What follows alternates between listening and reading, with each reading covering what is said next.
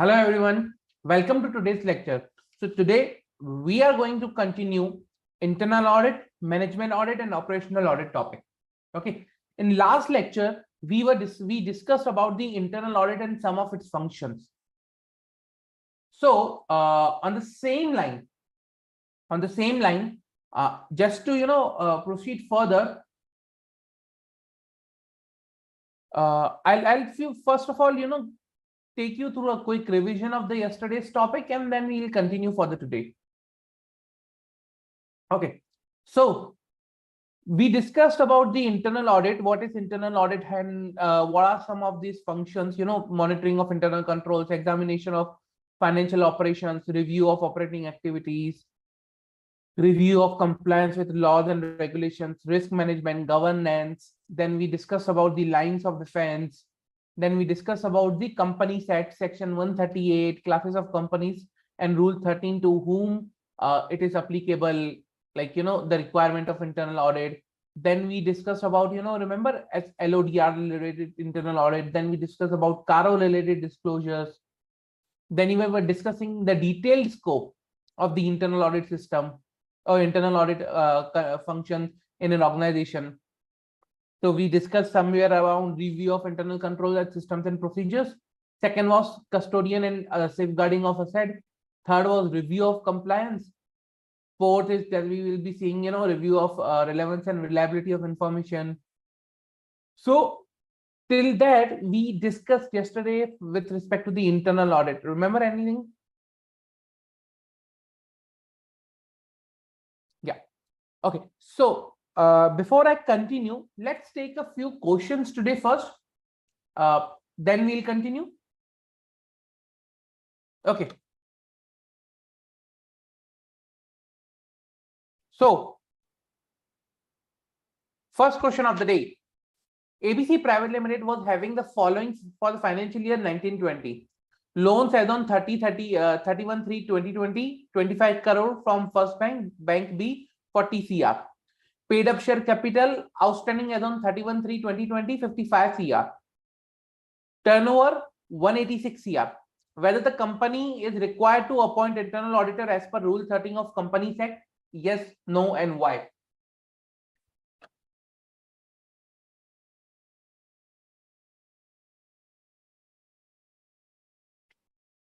This is a revision for the last lecture. Yes, no, or why?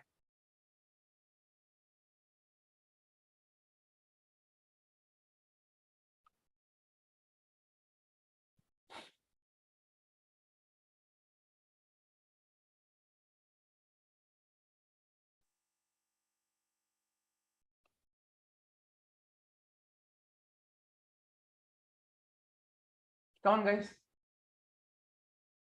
Consider it as a revision for the last lecture.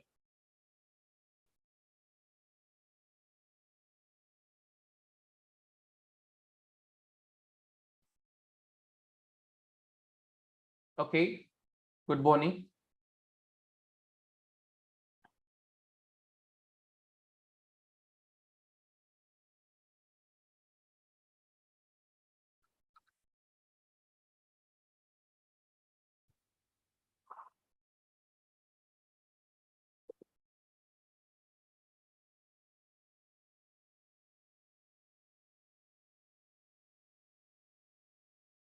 Okay.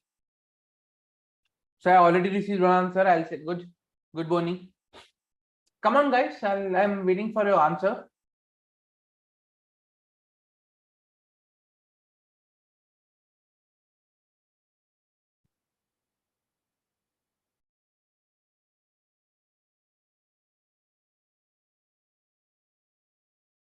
Now it is correct. Yes.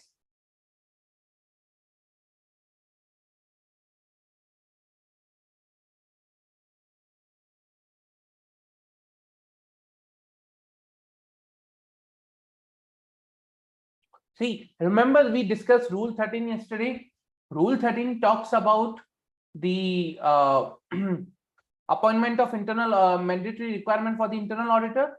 Same way is this question is based on that. Okay, Manini.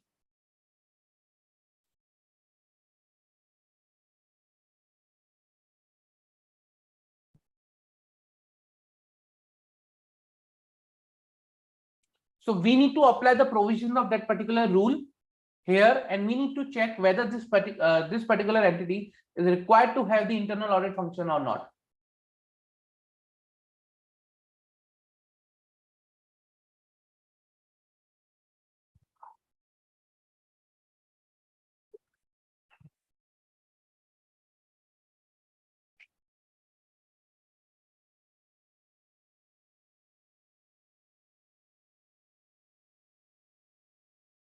So let's see the rule 13 once again, and then we'll go back to this particular topic. So rule 13, what it says, for every listed company, for unlisted companies, paid up share capital 50 CR, turnover 200 CR, outstanding loan 100 CR, outstanding deposit 25 CR. For that is unlisted companies. But for the private company, it is only turnover and outstanding loan. There is no requirement of paid up share capital. There is no requirement of paid up share capital. So in that case, I need to see the turnover 200 CR and outstanding loan 100 CR. In my question, the loan, outstanding loan is,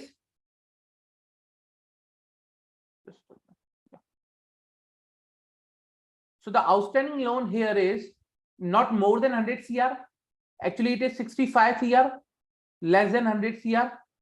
Turnover, paid up share capital doesn't matter. Turnover for the period less than 200 CR. Okay, so these are my limits. Turnover to 200 CR and outstanding loan 100 CR. They both are less than that. And as a result, not applicable.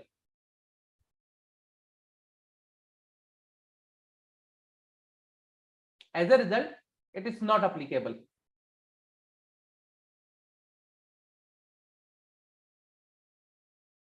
Clear?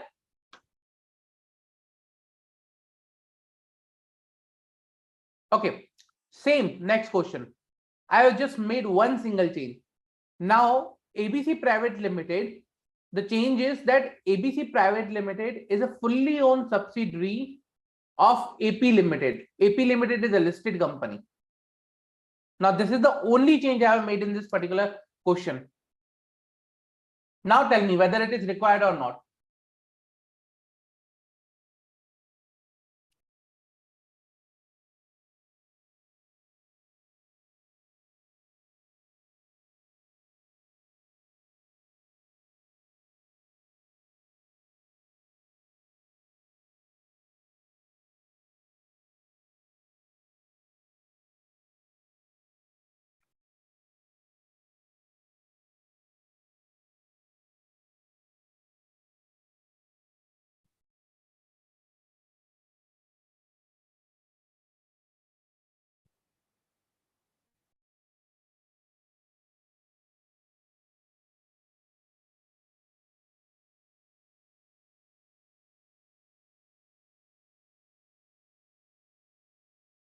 Come on, guys. So here, the only change compared to the last question is, now ABC Private Limited is a fully owned subsidiary of AP Limited, listed entity. How it will change the impact of applicability of Rule 13 for internal application of internal audit?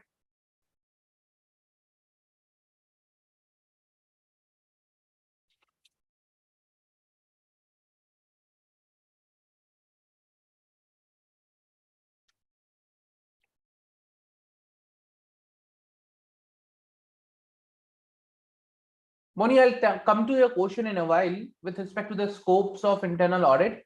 After we will complete these questions, I'll definitely take it up.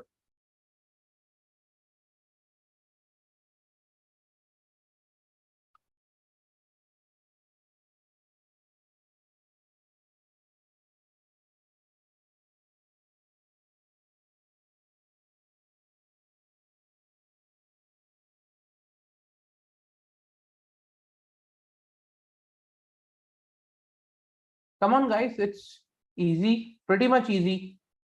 Like, I just only made one small change.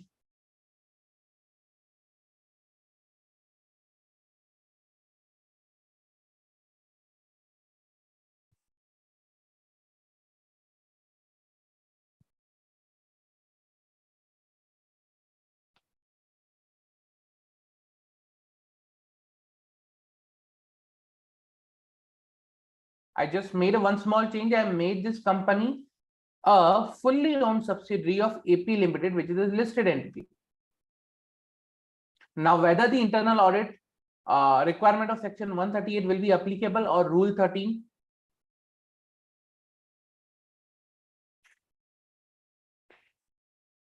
whether the application of rule 13 will be there.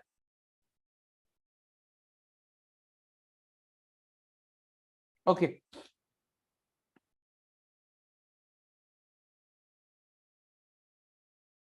See, again, no, this is the subsidiary of subsidiary of listed company. So ABC is still a private limited about which we are looking for. ABC is not a public limited or public listed company. It's the subsidiary of public listed. So private limited, this is a subsidiary of public listed.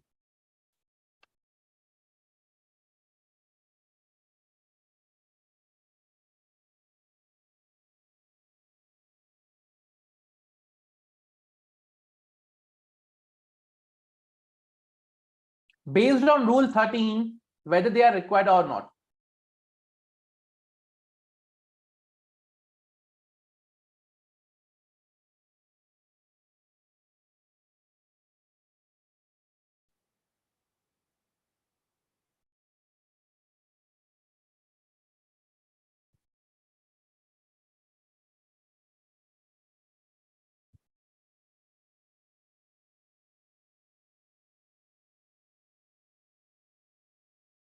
And this will really enhance your clarity with respect to the question that we are discussing and the provision we are discussing.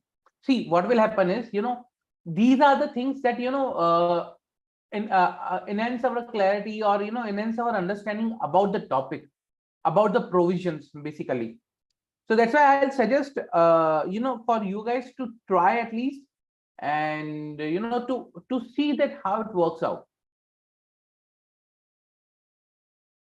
Okay, good run, Vijay. And what is the reason for that? Okay, Manini, good.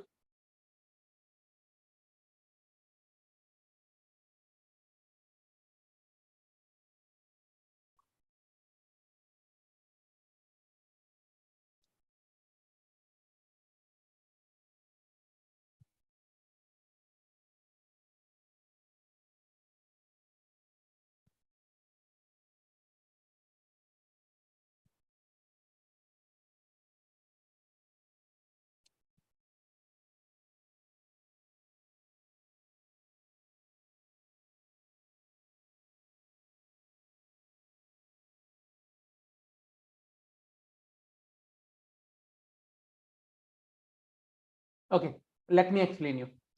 So, till now, what we discuss is, uh, uh, till now, we discussed about the applicability requirement for a listed company, a unlisted company, and a private limited company.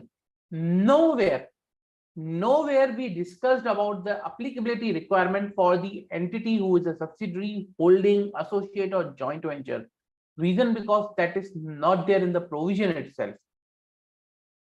It's not there in the provision itself. The provision only talks about the listed, unlisted, private limited. That's it. It does not talk about a subsidiary or a holding of a private limited or fully owned company. No, it does not talk about it for that. So although it is fully owned subsidiary of AP Limited, which is listed entity, as per Rule 13, ABC Limited is not required to have the internal audit, separate internal audit function. So it will not be applicable. The answer will remain same.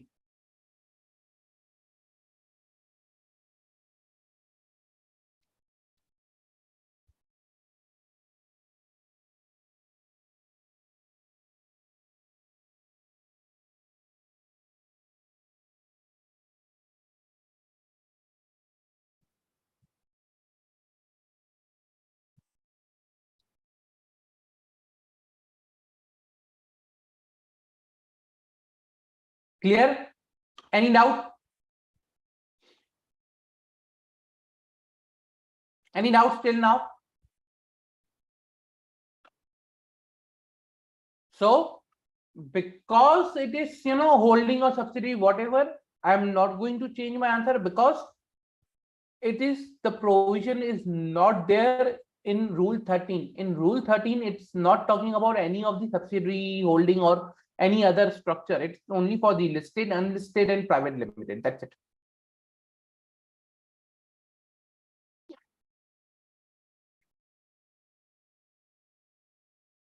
Okay. So let me move forward and let us discuss the rest of the parts. Now I'll discuss about, remember we were discussing about the functions. I'll discuss some of the functions of the internal audit that we were discussing yesterday. So the third function for the internal audit is review of your compliances. Now, what internal audit is expected to do in review of compliances? Basically, when I talk about review of compliances,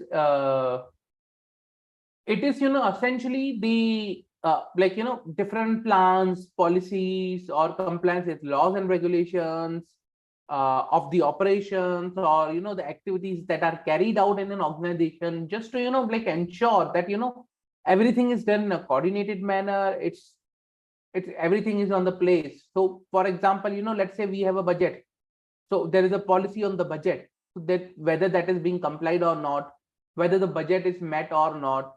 Okay, then operating policies, every business has some operating policies, that how the operation should go on. You call it policies, some call it sorry, some call it SOP, some call it some critical documents, like that. So SOPs, policies, so we check the compliance with that. We check the compliance with SOPs and policies as an internal control, as an internal audit. Then compliance with laws and regulations. So there are various laws and regulations which affect the business directly or indirectly. Some are directly impacting the business, some that their impact is material, but they are indirectly impacting.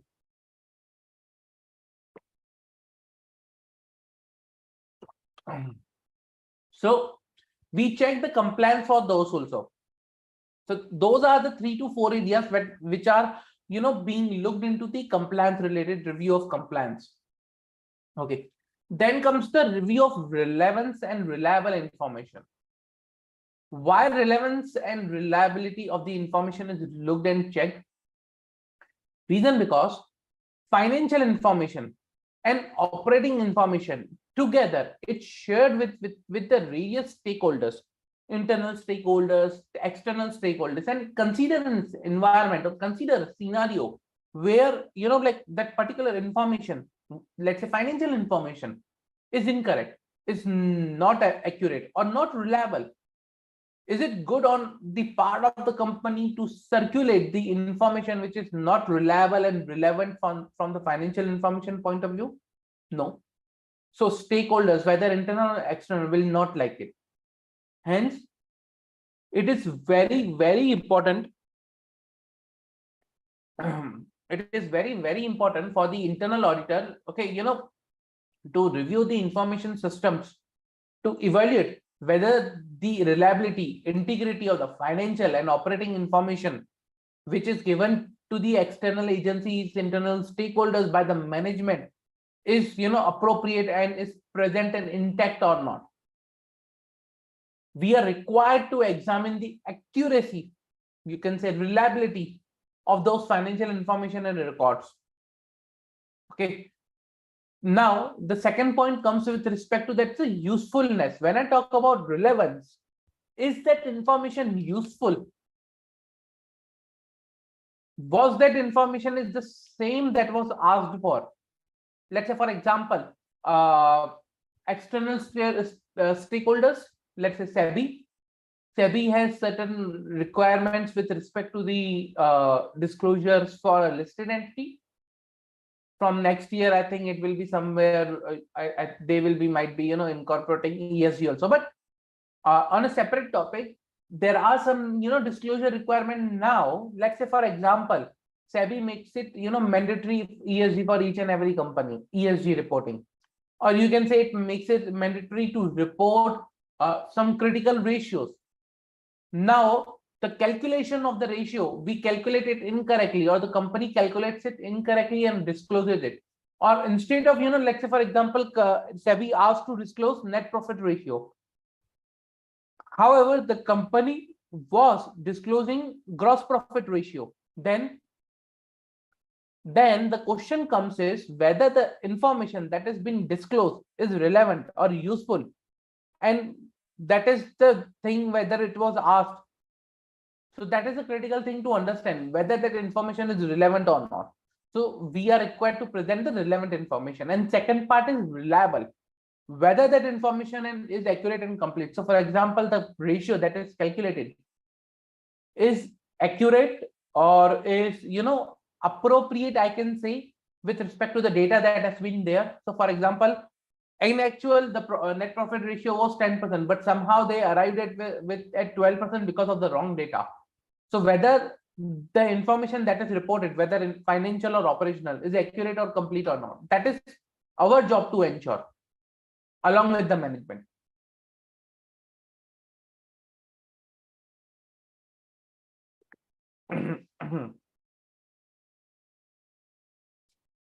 Okay.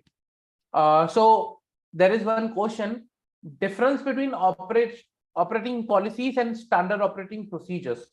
See, operating policies are somewhere at the higher level.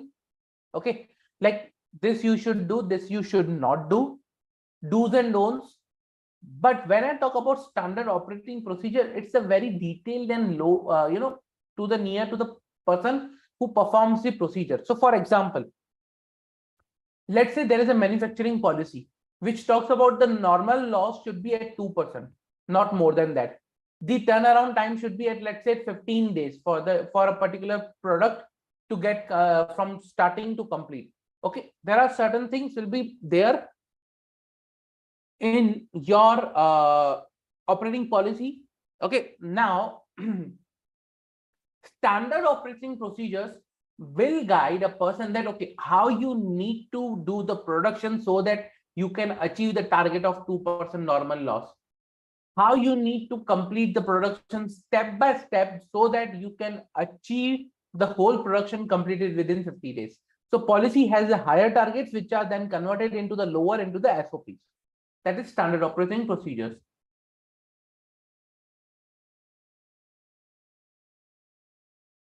Any doubts?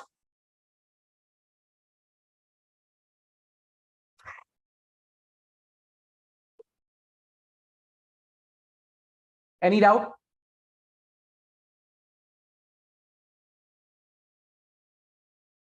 Okay. So that was review of compliance and review of relevance and reliable information. Then comes the third area is the review of organizational structure. Now, why we are required to review the organizational structure? See, now internal audit function is expected to conduct, a review or appraisal of the organization structure so that they can ensure the harmony, or you can, alignment of the organizational structure with the objective of the enterprise. Now, how the objective of the enterprise is related to the organizational structure, I'll tell you with an example. Let's say, for example, the one of the objectives of the company was to look after the operations, okay, at a regional level throughout the, let's say, for example, it's an MNC company. So ABC Limited is an MNC company, multinational company, have a presence in, let's say, for example, 120 countries. Now, one of the objective of the company was to monitor performance in each region separately.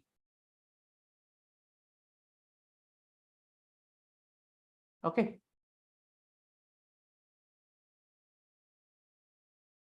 in each region separately. So there, one of the objective was to check the performance in each region separately. So what ABC did is, with respect to the organizational structure, they appointed certain heads of certain department like this way. Let's say, for example, ABC, then like board of directors,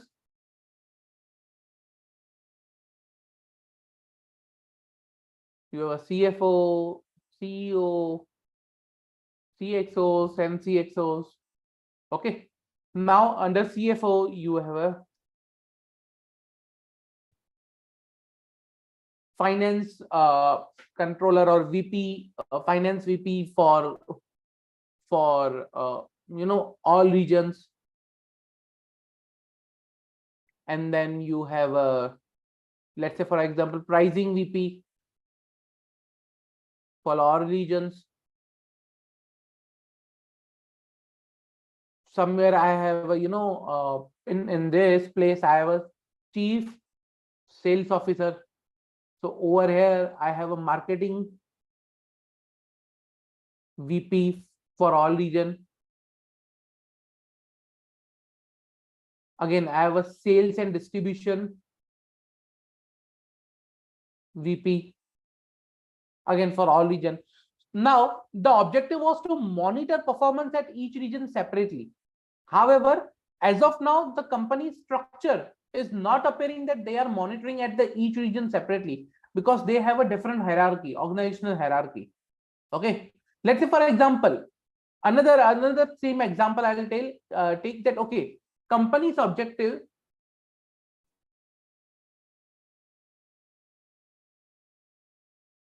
was to have independent internal audit function. Now, let's say, for example, in this case only, I'll expand this case, and let's say this particular CFO here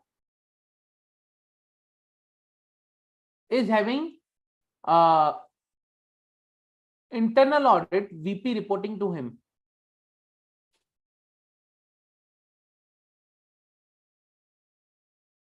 Okay, internal audit VP reporting to them. They do not have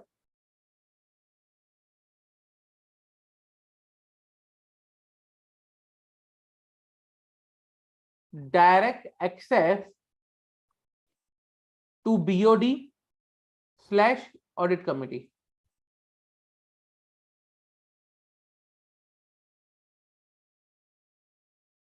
Okay, so now the objective was to have a separate and independent department of internal audit function, or separate and independent internal audit function. But here the internal audit function is not independent. It appears to be reporting to the CFO, which is a part of the management, and they don't have a direct access to the board of directors or /audit committee.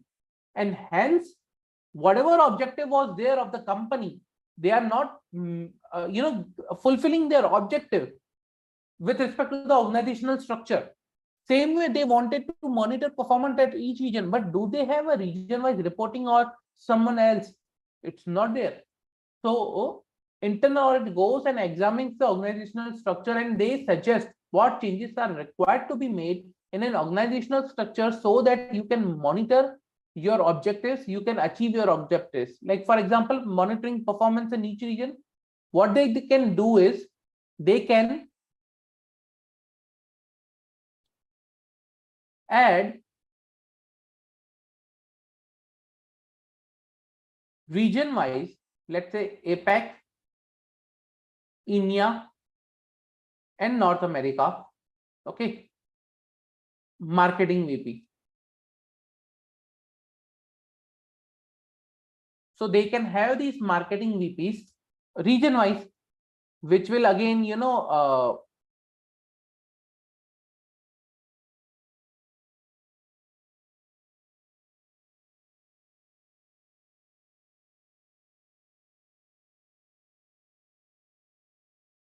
these marketing VPs will again will report to the one common VP, but on the same side, they will be, having a regional wise structure just to monitor. So like this way, what they can do is they can review the structure, and that should be aligned with the objectives of the enterprise. They should review the activities of the enterprise are grouped in a for a managerial controller in an appropriate way. They review the organizational chart, and they identify whether the structure is a simple and economical or it's a very complex structure. Okay. Then they identify and they see that responsibilities of the managerial staff at the headquarters is not overlapping with those of chief executive at the operation unit. So for example, in our case, this is the head office guy.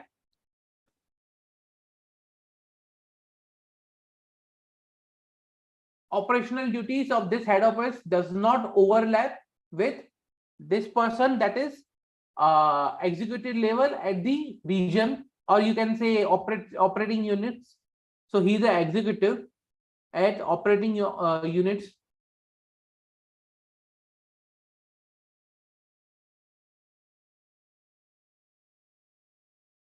Now it may also be there, let's say for example, we have a CFO. Okay. We have a pricing VP, or we might have over here there is a CEO. We can also have some, say, let's say for example, there is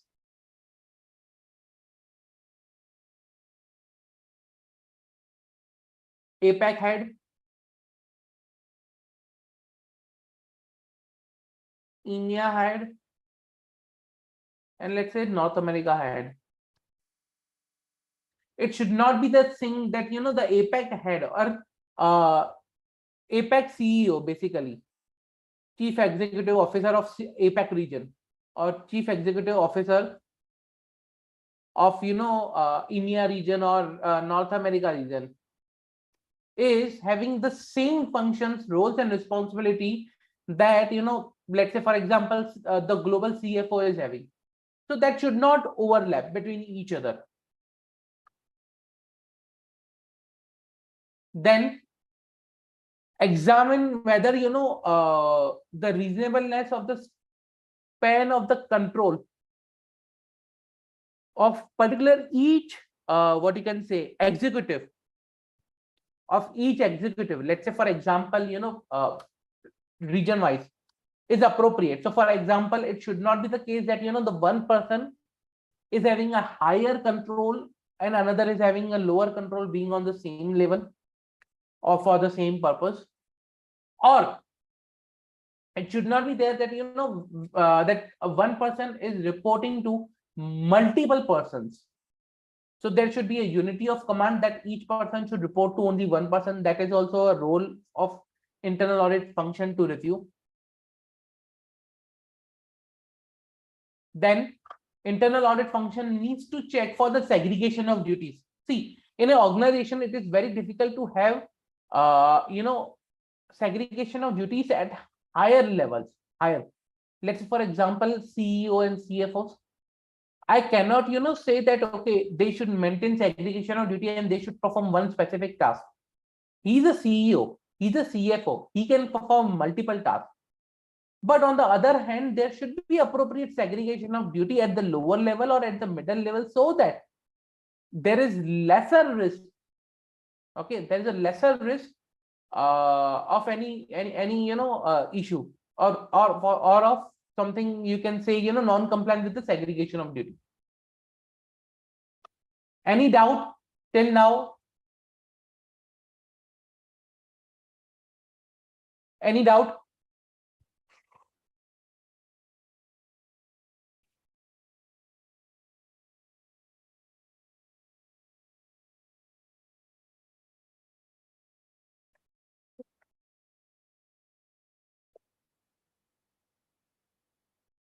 Okay.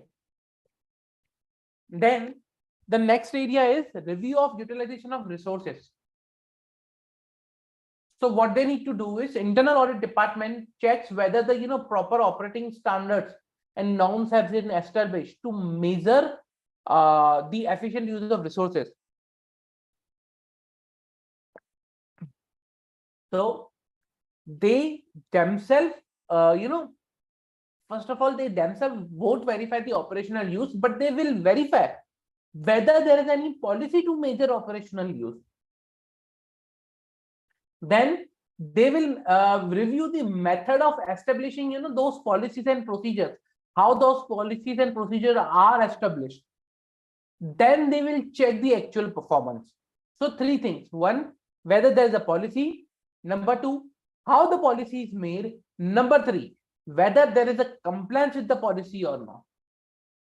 That is with respect to the utilization of resources.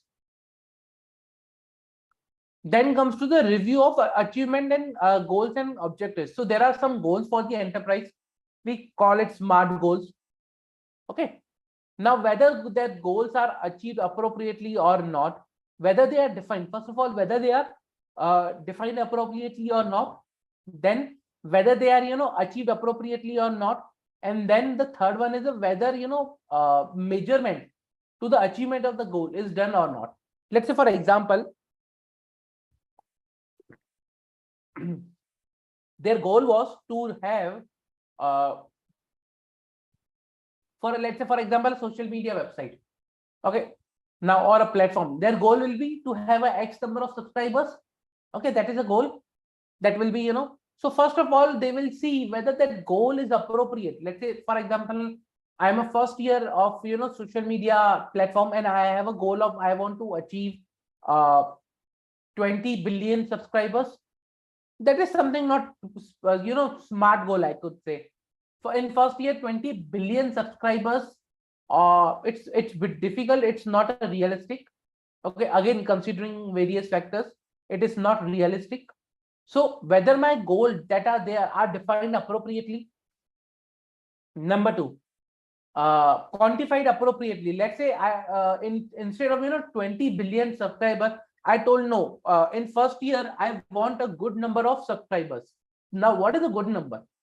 Now, if I have a goal that my subscribers should be of a good number, then that goal is not measurable. I don't have a specific quantity identified.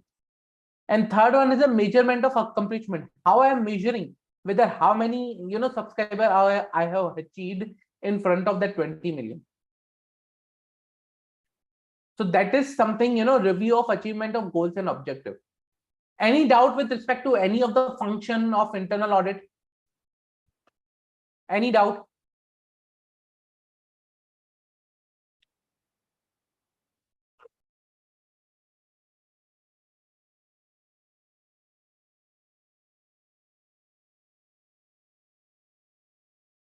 So there is a question whether all these structural decisions were already approved by BOD, and after that the internal auditor's suggestion can be taken into the consideration.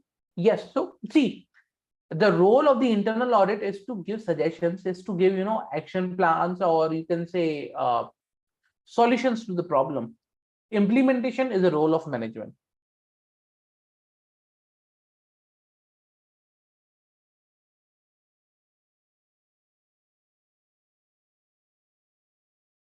So yes, again, the company should take the suggestions from the internal audit, and based on that, they can implement those suggestions.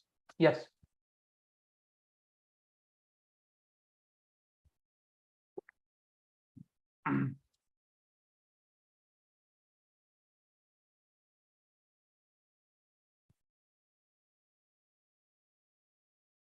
Any doubt?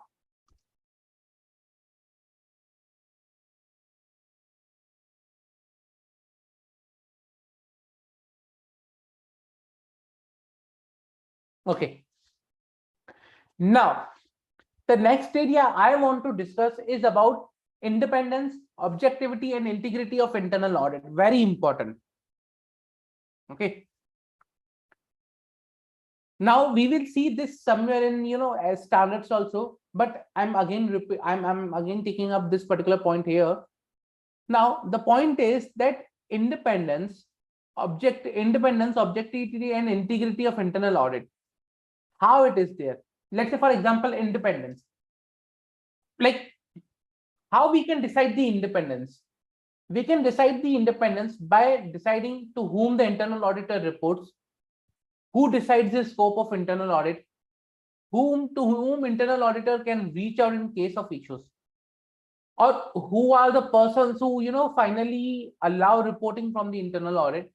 Based on these various questions, we can identify whether the internal audit function is independent or not.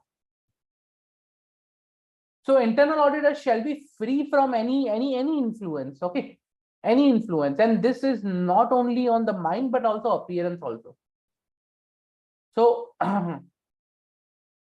they how internal audit function will be independent, that is very important and critical to understand.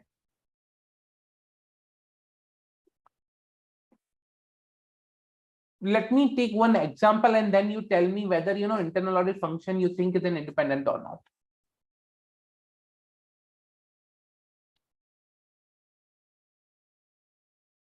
Okay.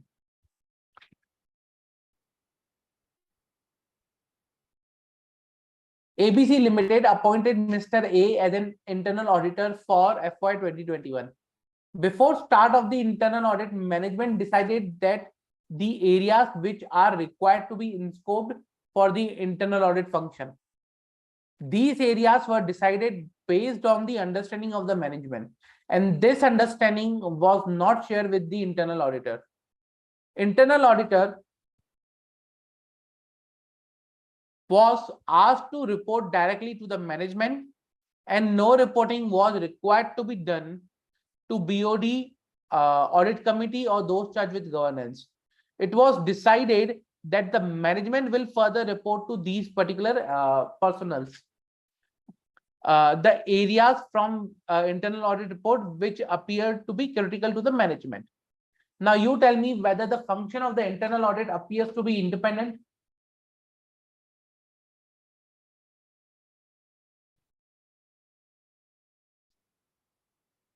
And what should be done to make it independent?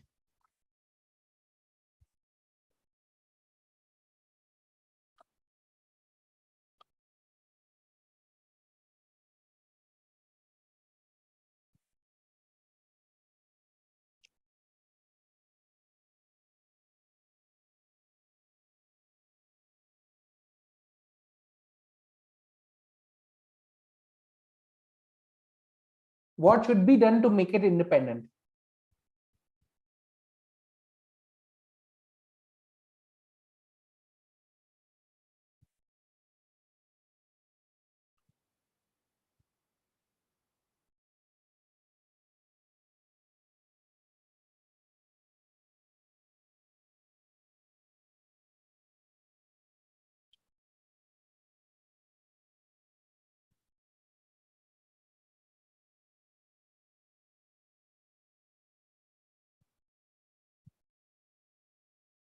Pretty simple, guys. Like, yeah. So, correct, Boni. Absolutely correct. Correct, Manini. Absolutely correct. Pretty simple.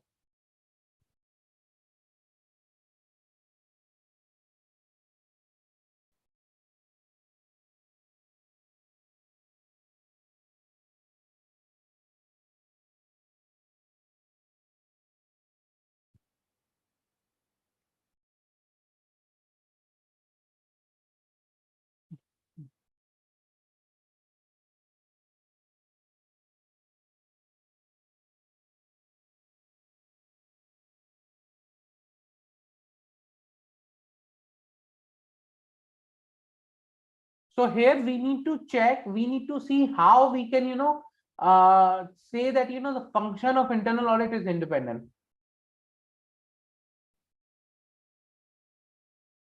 Very critical to understand. So I'll tell you somewhere, like,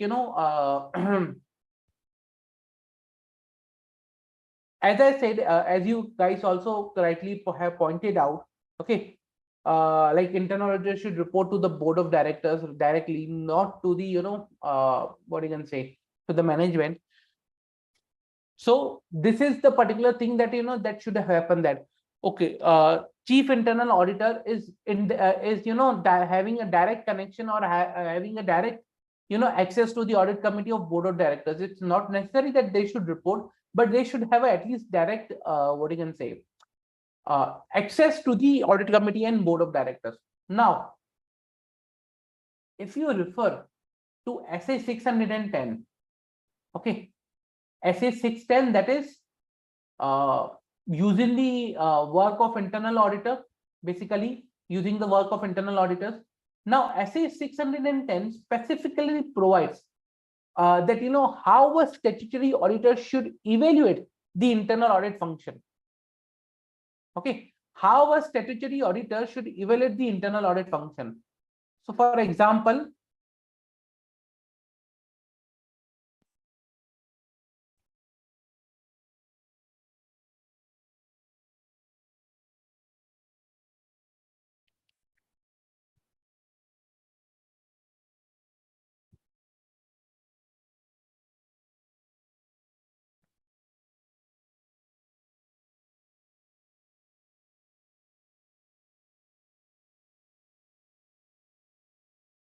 how to evaluate the internal audit function. Okay, now to evaluate the internal audit function, there are certain points that are required to be looked upon. They are required to be looked upon, and they are required to be we can say discussed upon with respect to the internal audit. So I'll explain one by one, and these are the same like that we have discussed it now. Let me directly take to the screen.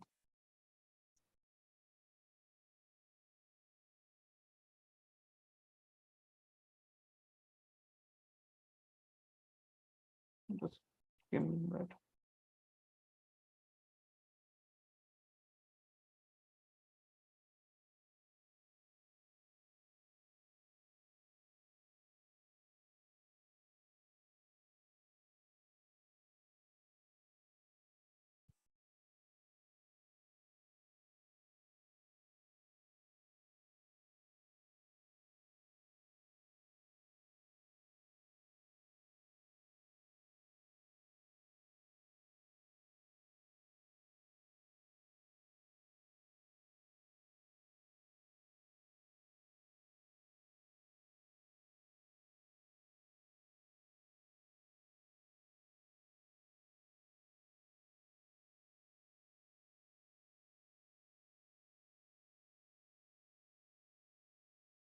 Okay.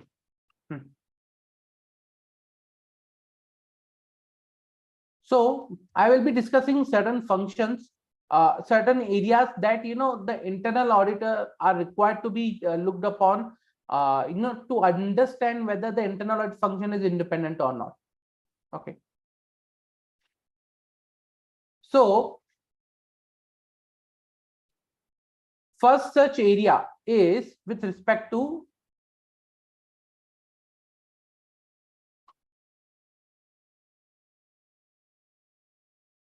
the external auditor. Now this is from the SA 610. Okay, so the external auditor shall determine whether the work of internal audit function can be used for the purpose of audit by evaluating the following.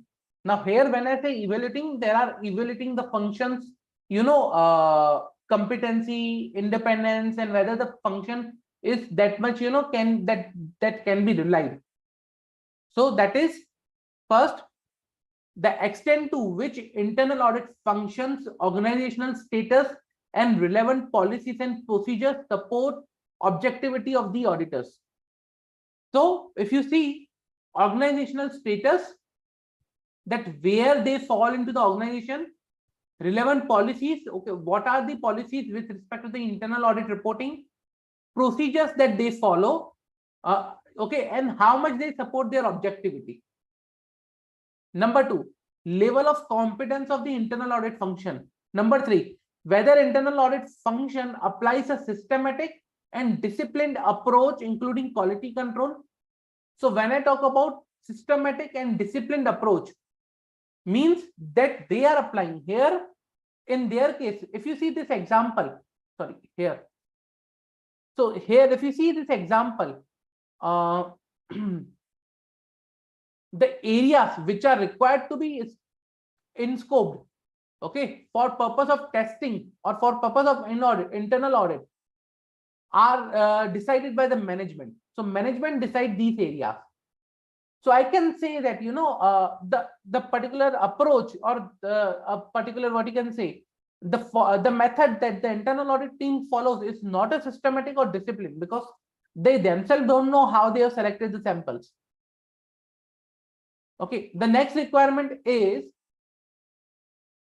the external auditor shall not use the work of internal audit function if functions, organizational status, and relevant policies, procedures do not adequately support objectivity of the internal audit. Means if they are not independent, the function lacks competency, or there is a does not apply a systematic and disciplined approach.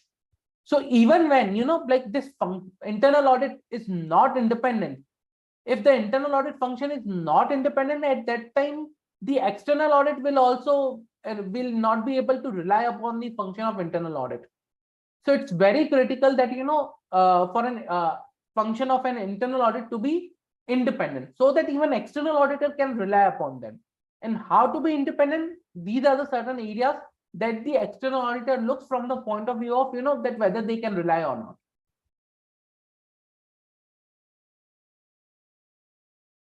Now there are various things that are required to be checked here. Like when I talk about this particular area, relevant procedures, policies, or you can say whether organizational structure. So there are a lot of things which are there which we need to look into to understand whether they are independent or not. Okay, whether they are the objectivity of the internal audit function is there or not, or internal audit is there or not. So one of them is independence. Second, undue influence, whether the management is in position to apply undue influence to the particular internal audit function, or whether they have a conflict of interest. Now I'll tell you one of the area where I can say, there is a conflict of interest. So for example,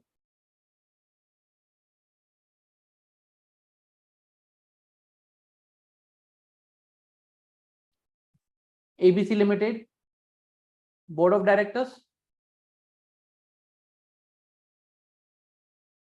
CFO, let's say CEO, and the rest of the persons in the hierarchy. Okay. Now, this CFO has a VP internal audit, or you can say chief internal audit officer. Okay, or chief internal auditor.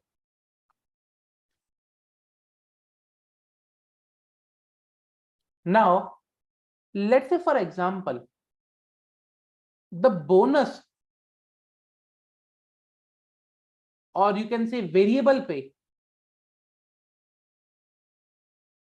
of this particular internal auditor is dependent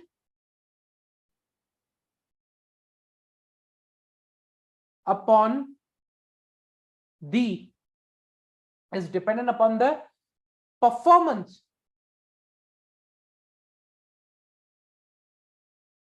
of CFO, okay, and on the number of observations identified, and on the number of the observations identified in reverse way. Means I'll explain you. So let's say, for example, the bonus of CEO was on that, okay, how many less, if less, so his bonus was dependent upon less observations in internal audit,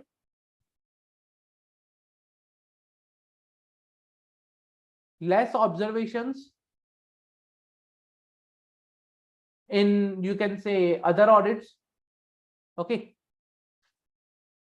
then higher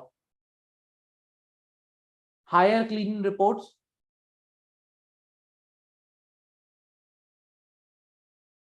So these are certain KPIs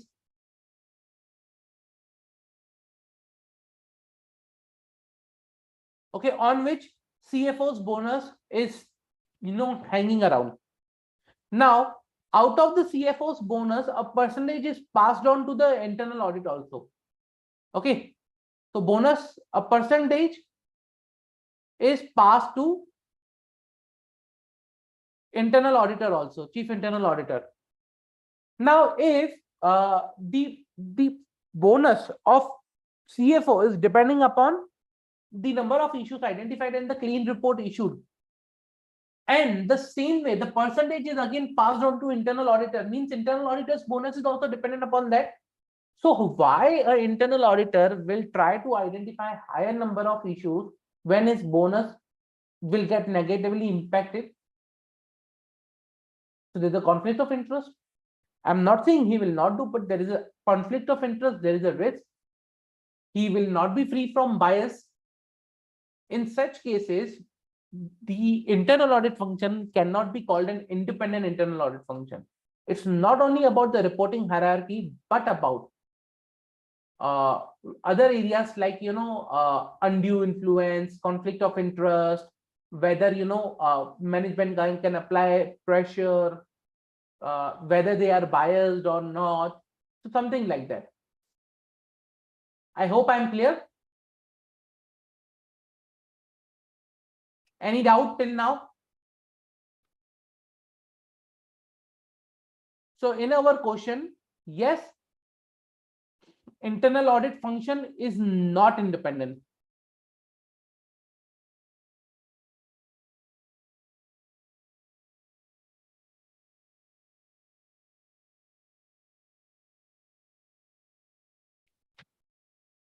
Okay. So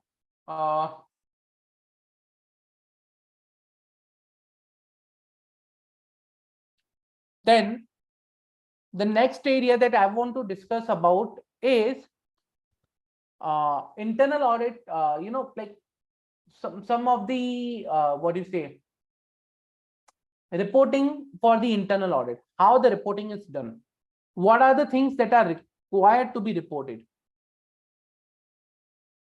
I'll just highlight this one as of now.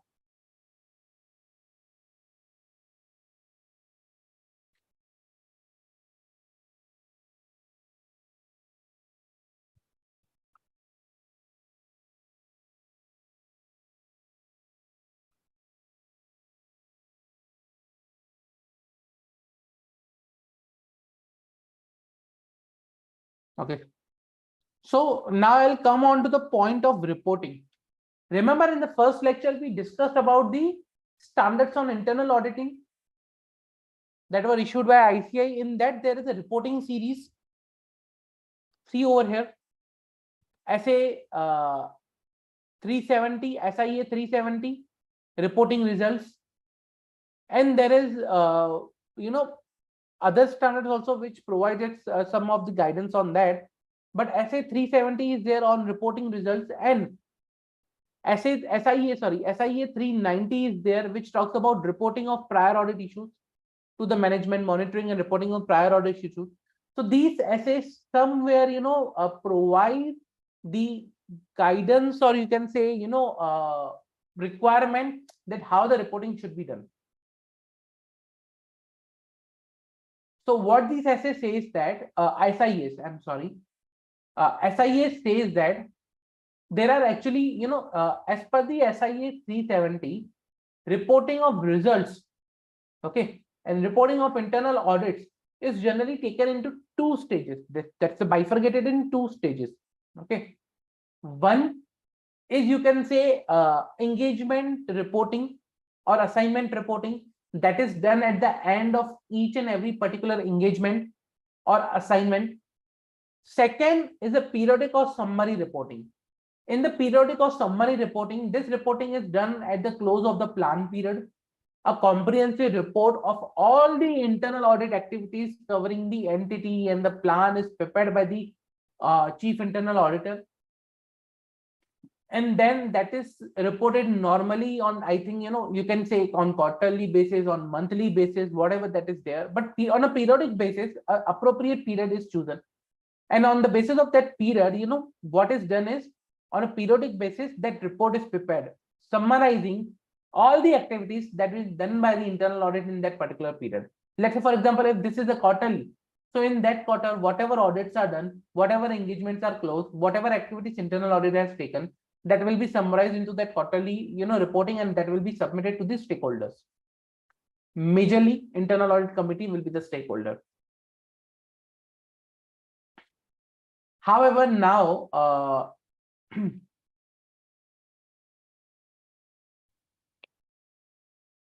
so basically, if you see these two type of reporting requirements generally are identified in SA 370, but the prime responsibility of the auditor is to issue report at the end of each engagement.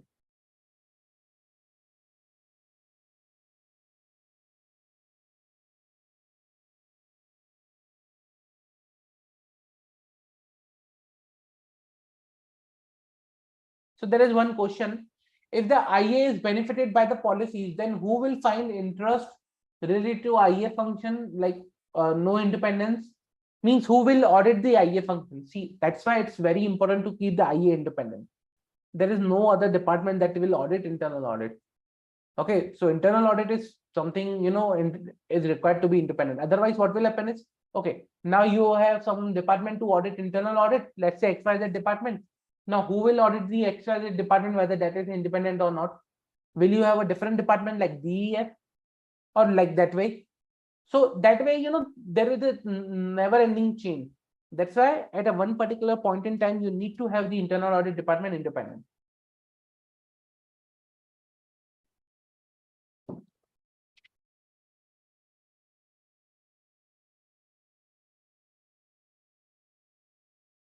Okay, so these are the two type of reporting that we discussed as per SIA 370: engagement, assignment reporting.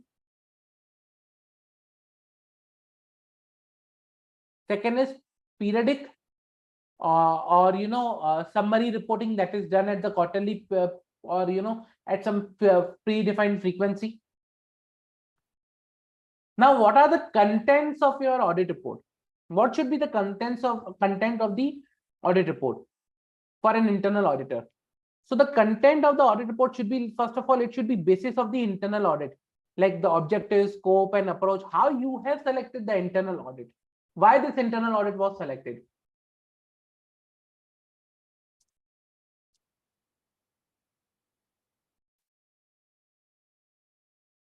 So why the internal audit was selected and a lot of things, So first of all, that will be the one.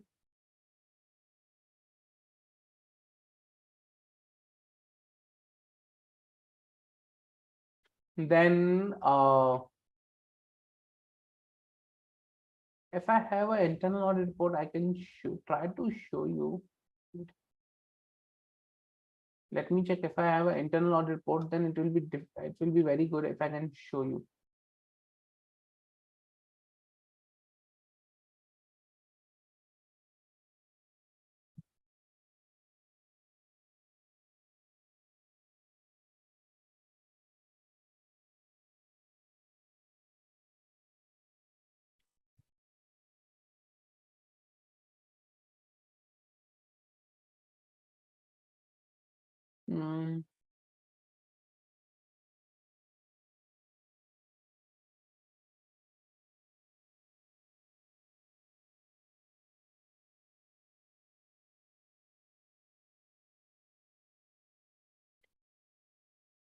Okay.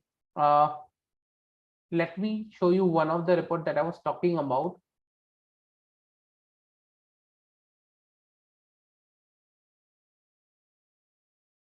It's not a recent one because some, again, internal audit report is in inside documentation. They are not available in the public domain.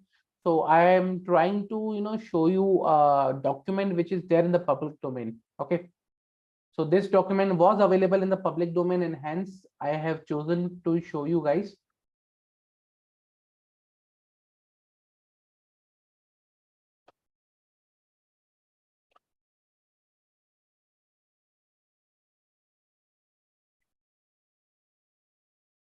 Just give me a minute, it's get loading. Okay, I know this is not a recent one, it's a bit of old one, but again, the context are, the content are similar, a bit same. So let's say, for example, objective and scope of internal audit. Like what is the objective and scope of work? What they are doing? How they are selecting the samples? Okay, so they provide this particular detail, like like risk assessing the risk in terms of the degree and impact and likelihood of occurrence, methodological considerations of risk guides. Okay, then the objective and work of the office is to evaluate whether the framework of the process of the risk management, control, governance is designed and implemented by the organization's management. Okay, then there are certain other objectives. So that is something their objective and the details provided. I'll come back here. The next area with respect to the reporting was reference to SIAs.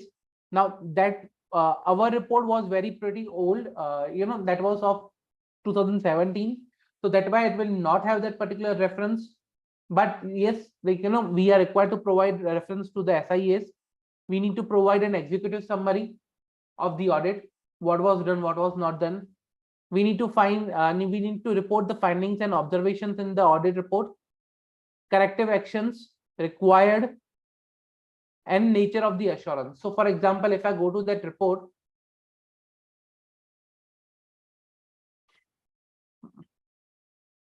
so that will give you, this is a summary, integrated audits. So this is a summary about the audits.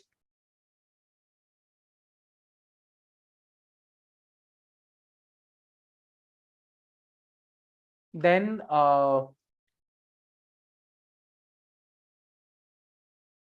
again about operational audits, the on-site audits. So that was a summary. Now they are talking about investigations that can be done with related to the fraud, harassment, recruitment irregularity, corruptions, and everything. And accordingly, they will provide you the observations, like what was the observations, what was the issued. So at a country office this, as a country office that. Okay, they will provide all the details. Then they will provide implementation of audit recommendations. What is the audit department recommending here? Like number of recommendations that was given in 15, whether that has been what is given in 16, how much of them are closed, how much of them are overdue, something like that. Area wise recommendations, how many of them are given. This is also operating effectiveness of the internal controls in a country audit by process, like area wise control effectiveness, how many controls are effective, how many controls are not effective, ineffective basically. Assessment of the corporate risk, actions that are required to be taken, action summary.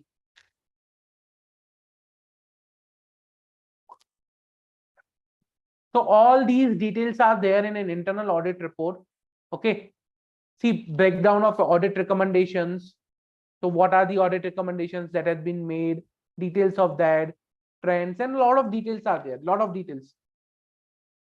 Oh, here we have a assessment and coverage of principal risk. So there are many details in the internal audit report, but few of the details that I told you are the basic ones. Like my reference to SIA, executive summary, findings and observations, corrective actions, nature of assurance. After reporting, follow-ups are also required as per SA 390. Now, what is a follow-up? Remember in this audit, we were seeing that, some of the 2015 observations were discussed and they were, monitored. That is a follow-up. Follow-up of previous years open observations, whether they are closed on timely basis or not.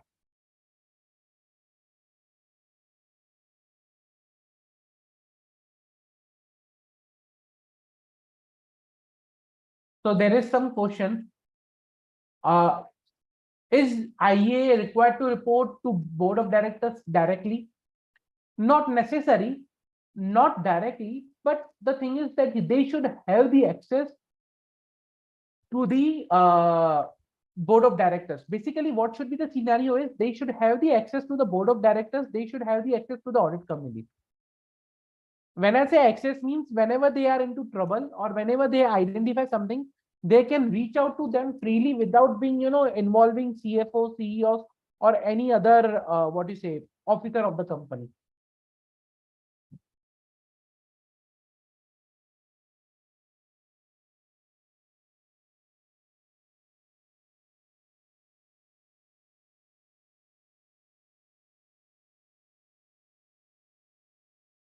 Manini, your last question with respect to the audit committee and interest in IF function, can you re-explain again? Okay, guys. Any doubt till now other than this? Any doubt? So this is SA16 that we discussed, already above. This is the same, how we can evaluate the independence of an internal auditor.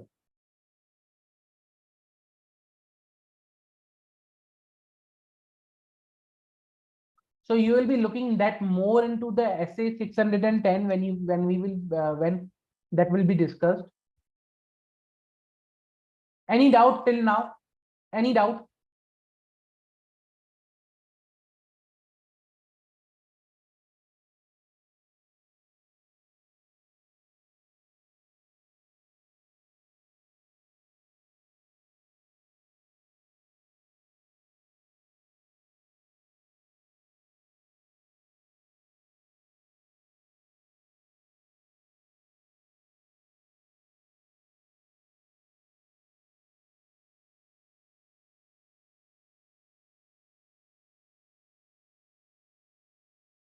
Any doubt, guys?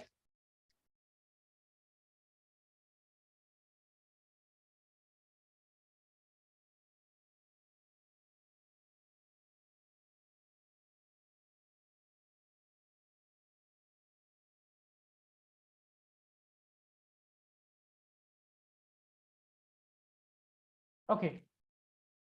If no further doubt, then let me start the next topic. Next topic is management audit and operational audit. Okay. Now, let me first explain you what is management audit, and then I'll come to the operational audit topic. Now, when I talk about management audit, management means to manage a particular business. Okay. And when I talk about the audit of, like management audit, it's an audit of the management. And when I say management, it's something like managing the business. So I can say an audit where you check how the business is being managed. Okay.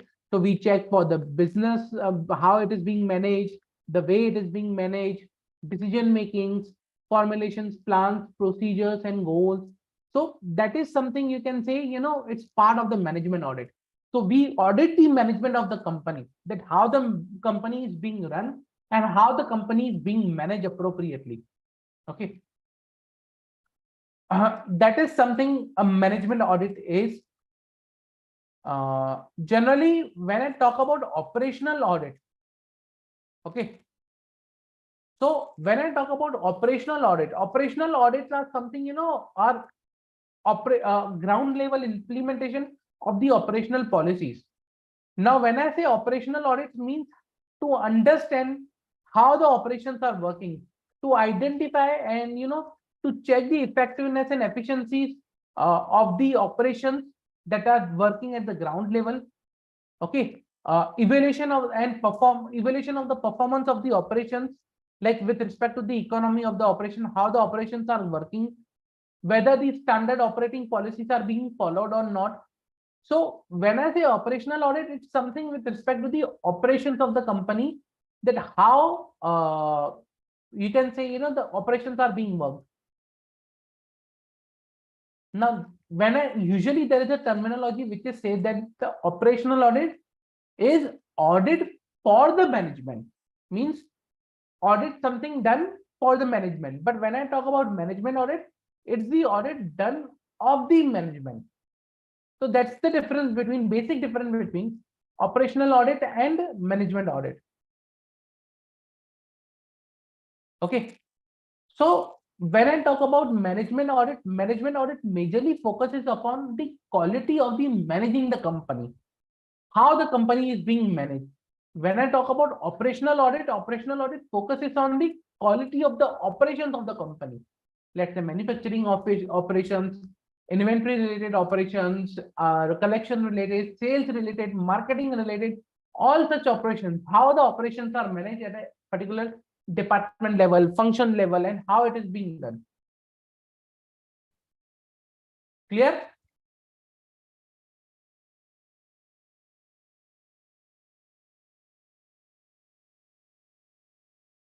Okay, so there are few questions. One is with respect to the internal audit, that is, if there is a conflict in internal audit function, then the audit committee can correct it. See, audit committee has a lot of powers as per SEBI LODR, as per Companies Act. But again, how the organizational structure is there, there is a role audit committee can play into for the correction. Yes. Then the next question is management audit part of the internal audit or it's different? Whether the management audit is a part of the internal audit or it's a different. See, management audit, you can say it's a part of the internal audit, because internal audit is a wider term which covers a lot of areas. So generally, like there are various types of audit which are covered in the internal audit, various types of audit. Generally, we call it financial audit, operational audits, then management audits. So they all are covered into the internal audit. So internal audit has a wider scope. When we talk about the management and operational audits, they are the type of audit. Okay. And when I talk about the internal audit, it's the function. So basically, you cannot compare apple with orange. It's something like that. They both are different.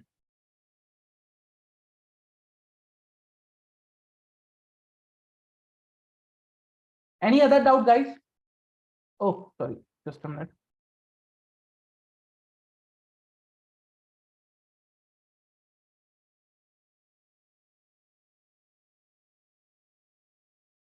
Yeah. Any other doubt?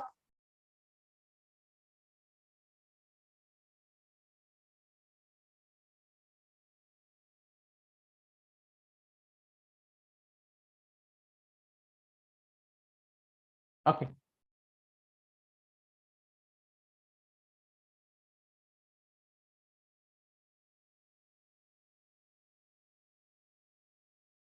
So that was the basic difference between management audit and operational audit. Now, let's discuss further onto this. Okay. With an example, I'll suggest we will be discussing this with an example.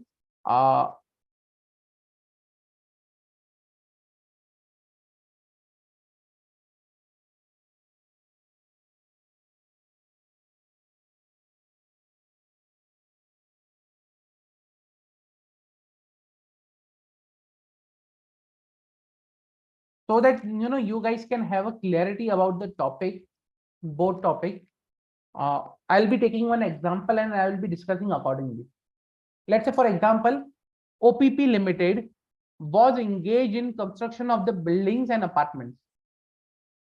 During the financial year ended 31st March 2021, the company was having 3 active projects which were due for completion in next 6 months. The following are the detail of those projects. Nature of the project: apartment building, row house in an apartment building, that is the project ABC.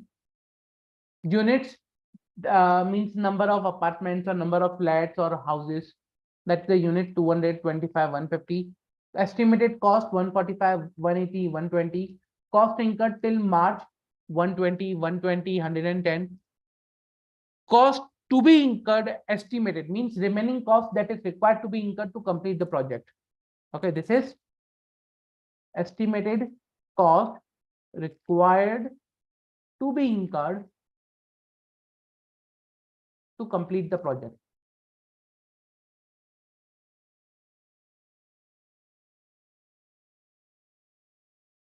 Then raw material A consumption ratio, that is how much raw material A was consumed per unit.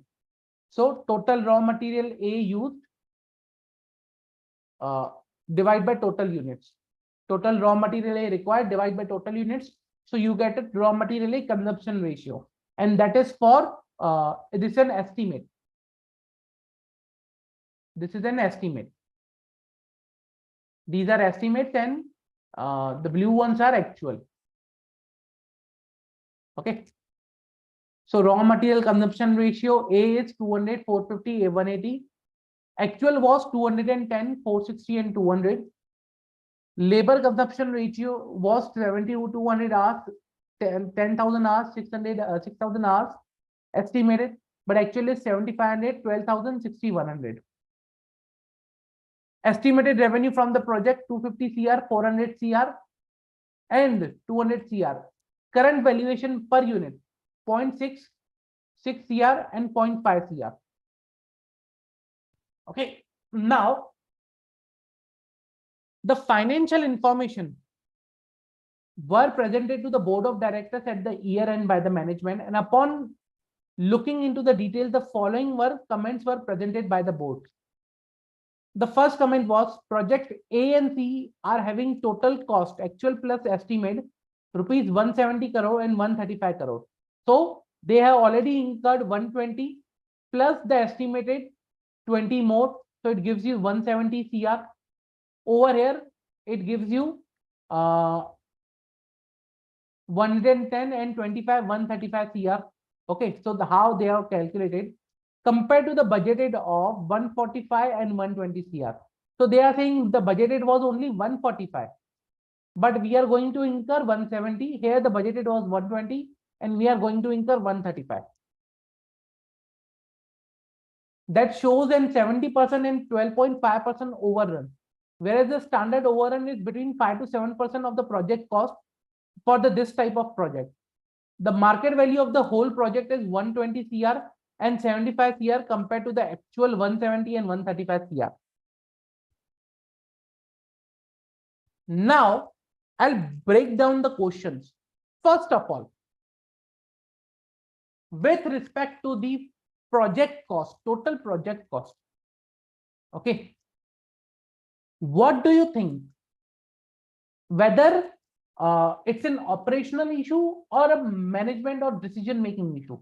So first you identify whether the issue is operational or management related. Once you will identify the issue, then you will come to know that which type of audit is required to be done. First of all, the total estimated cost, okay, like has increased, the total cost has increased the total estimated cost. So the first issue, I'll write it down here.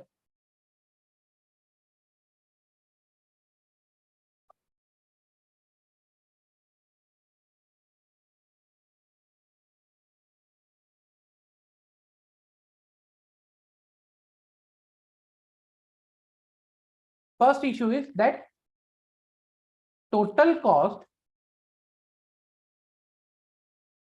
has increased the estimated cost.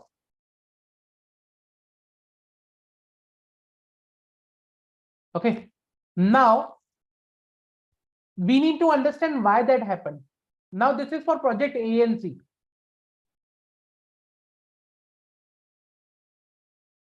This is basically for project A and C. Now, let's understand why that happened. Why the estimated cost was less compared to the actual cost, or why actual cost went ahead.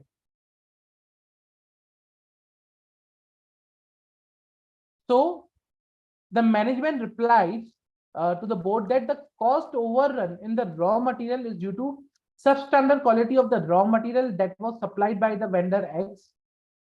And vendor X was the newly enrolled vendor on the recommendation of management, and it was providing raw material at the cheapest rate.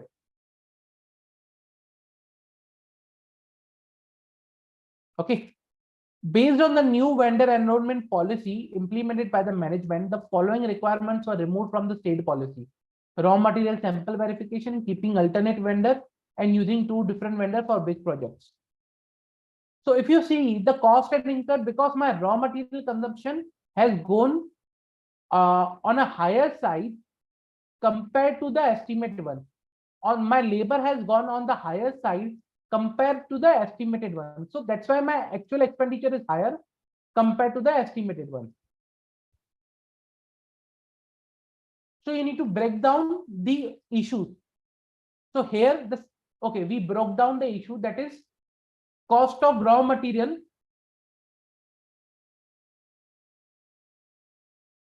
is higher and cost of labor is higher. Now the question comes, why this is higher? Why the cost of raw material higher? The reason, because that was given below in the discussion, that the cost of raw material is higher because there was a new policy, and the vendor was selected on the recommendation of the management, and the new policy removed these three areas. Also, upon identification, the vendor was changed, and due to that, the company entered into a new agreement with the vendor who was ready to provide good quality of raw material, but at a 10% higher price. To avoid any delays in the project completion, management accepted the contract with the new vendor. Now we know why there was a higher cost of raw material. So reason, because new vendor, like vendor X, basically first vendor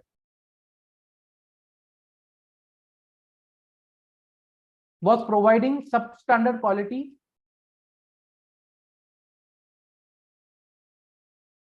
and there was no checks in policy to stop this, to identify that is the substandard quality of product or not. Number two, recently policy was changed.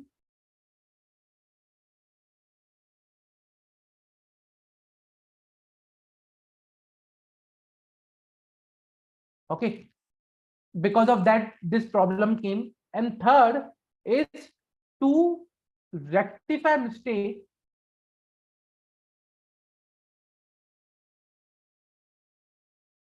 new vendor at higher price was selected.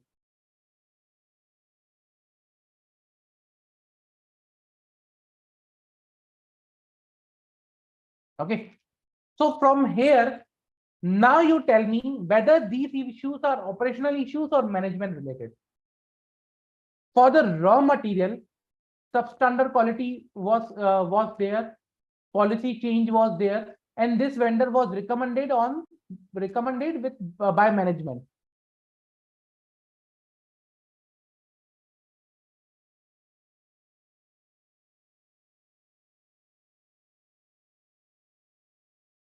So which type of issue do you think this is there with respect to the vendor?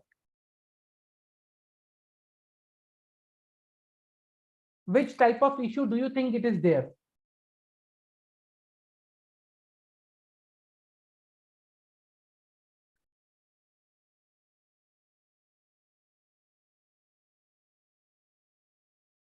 So why there was an increased consumption of raw material?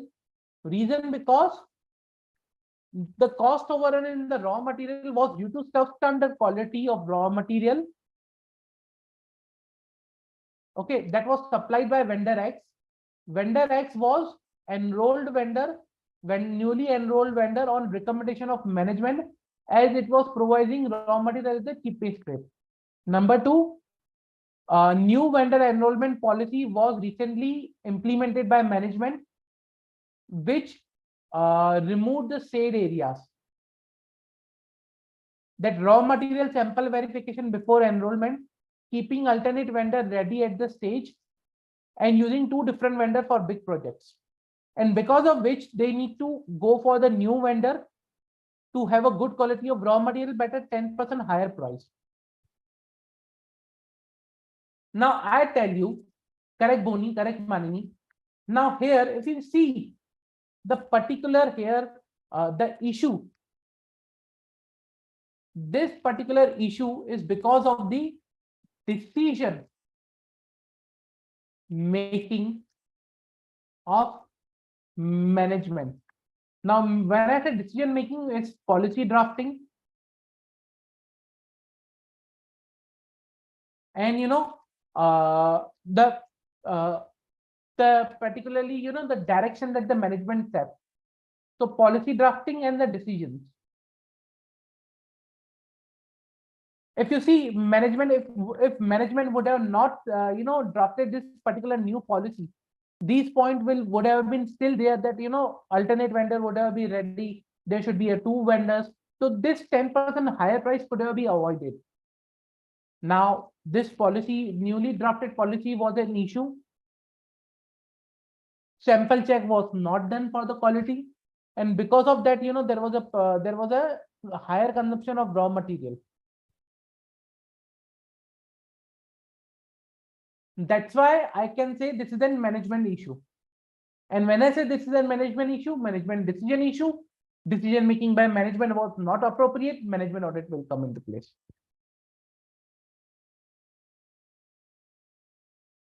Clear? I hope I'm clear.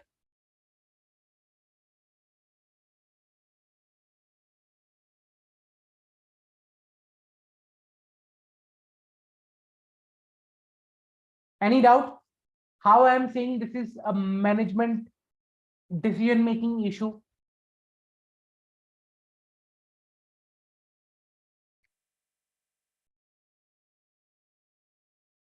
This is not an operational issue.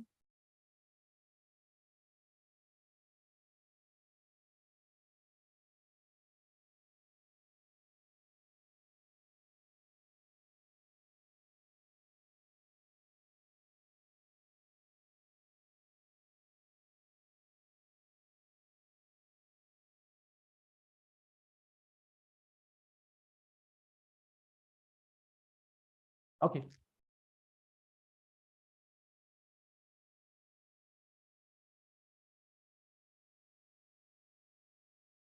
Second thing or second area in this particular question was that the estimated cost, which was for project A and project C, estimated total cost or total cost that was estimated, that will be there, and now the current cost which is there, like the cost incurred and cost required to complete the project is, let's say for example here it is 170 and 135, the cost required to complete the project plus the cost that has been incurred, the total cost. However, the market value, see the market value of the whole project is 120 and 75 CR. So 120 and 75 CR market value. So we are working in loss. There's a overall loss I can see on these projects because the cost has increased way beyond from the market value of the project. Now let's understand the reason. The market price was not factored earlier while planning and implementing the projects. These valuations done when the project were completed 50%. Okay. Now these particular, those market values were not accounted earlier when the planning was done. This was valued or accounted after 50% project was done.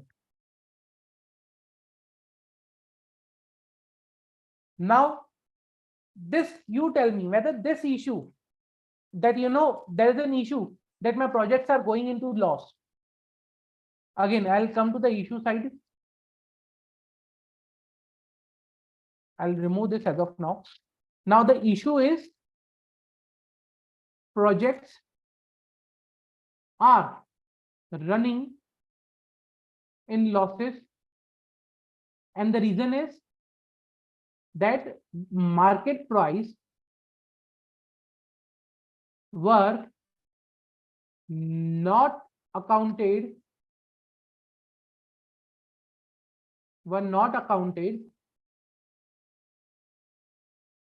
at the time of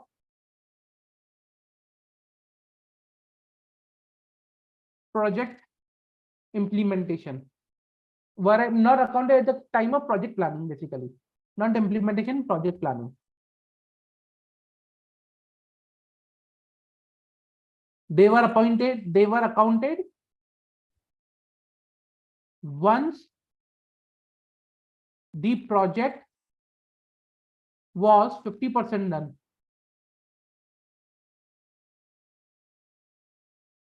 Now you tell me whether this particular observation or this particular issue is a management related issue or a operation related issue. The projects are running in loss. My issue is this: projects are running in losses.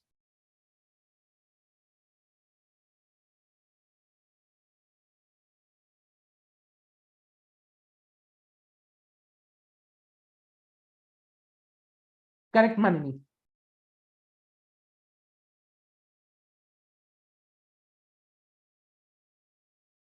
Correct, Shailendra?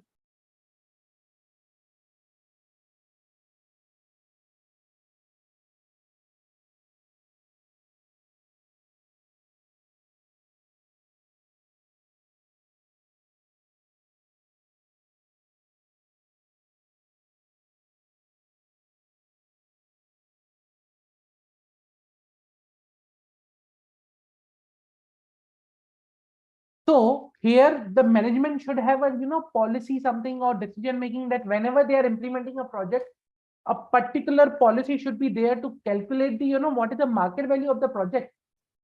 But they did not.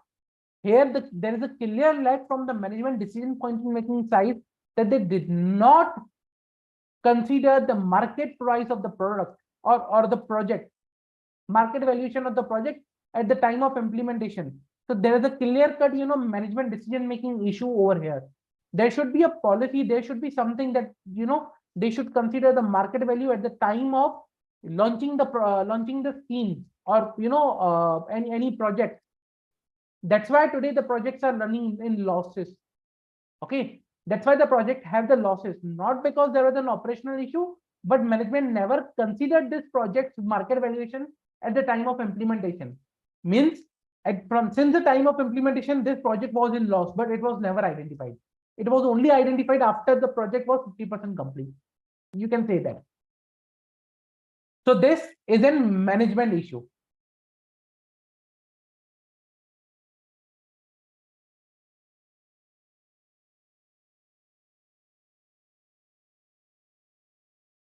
Clear? Any doubt?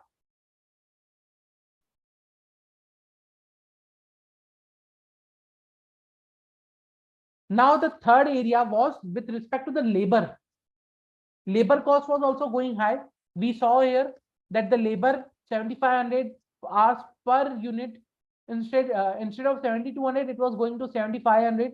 It was going to 6,100, and it was going to 12,000. Let's see. The labor overrun is due to complexity of the design and structure of the project. Hence, it was not accounted earlier by the management. Management earlier hired a structure engineer to evaluate the complexity in design and structure. However, such audit is still going on by the structural engineer, and the management is awaiting the report. The audit report is already overdue by 16 months, and management continuously following up with the structural engineer. Why there was a labor overrun? Because of the complexity of the design and structure. Management hired structural engineer, but that audit is still going on, overdue by 16 months, and management is still continuously following up with the structural engineer. What do you see? Which type of issue do you see over here? Which type of issue do you see over here?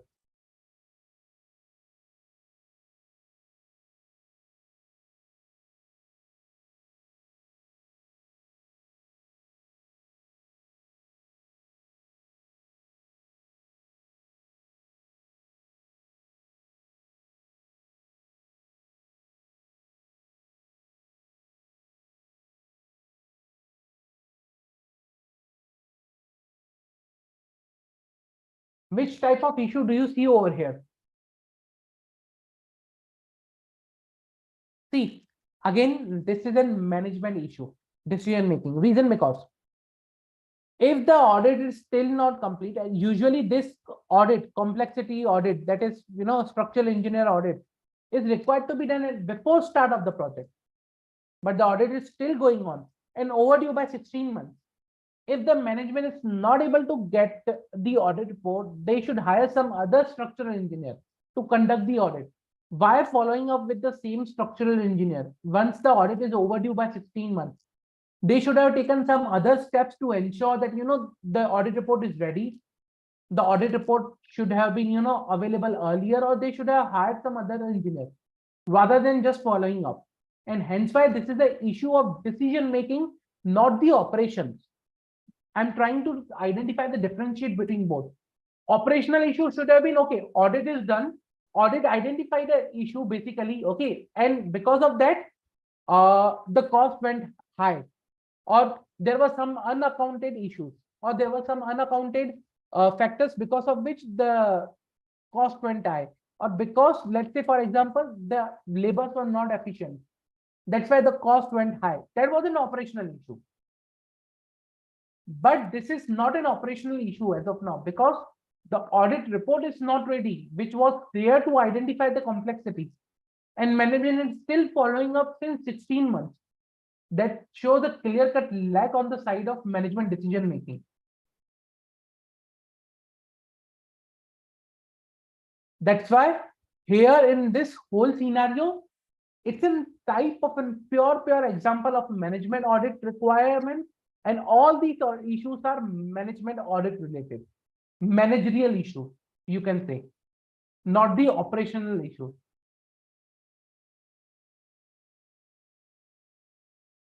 Clear? Any doubt?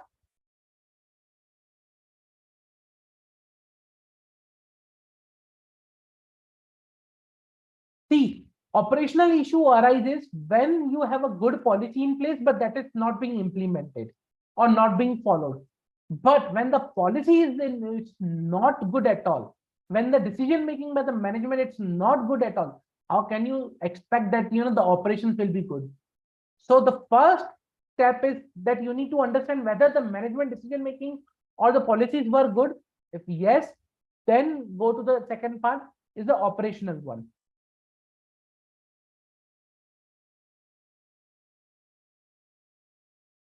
Okay. So guys, let's do one thing. Let's take a quick 10 to 12 minutes break. And after the break, we will gather back and we'll continue this topic of management and operational audit. And we'll further deep dive in these both topics. Okay. So let's take a 10-minute break and I'll gather back after the break.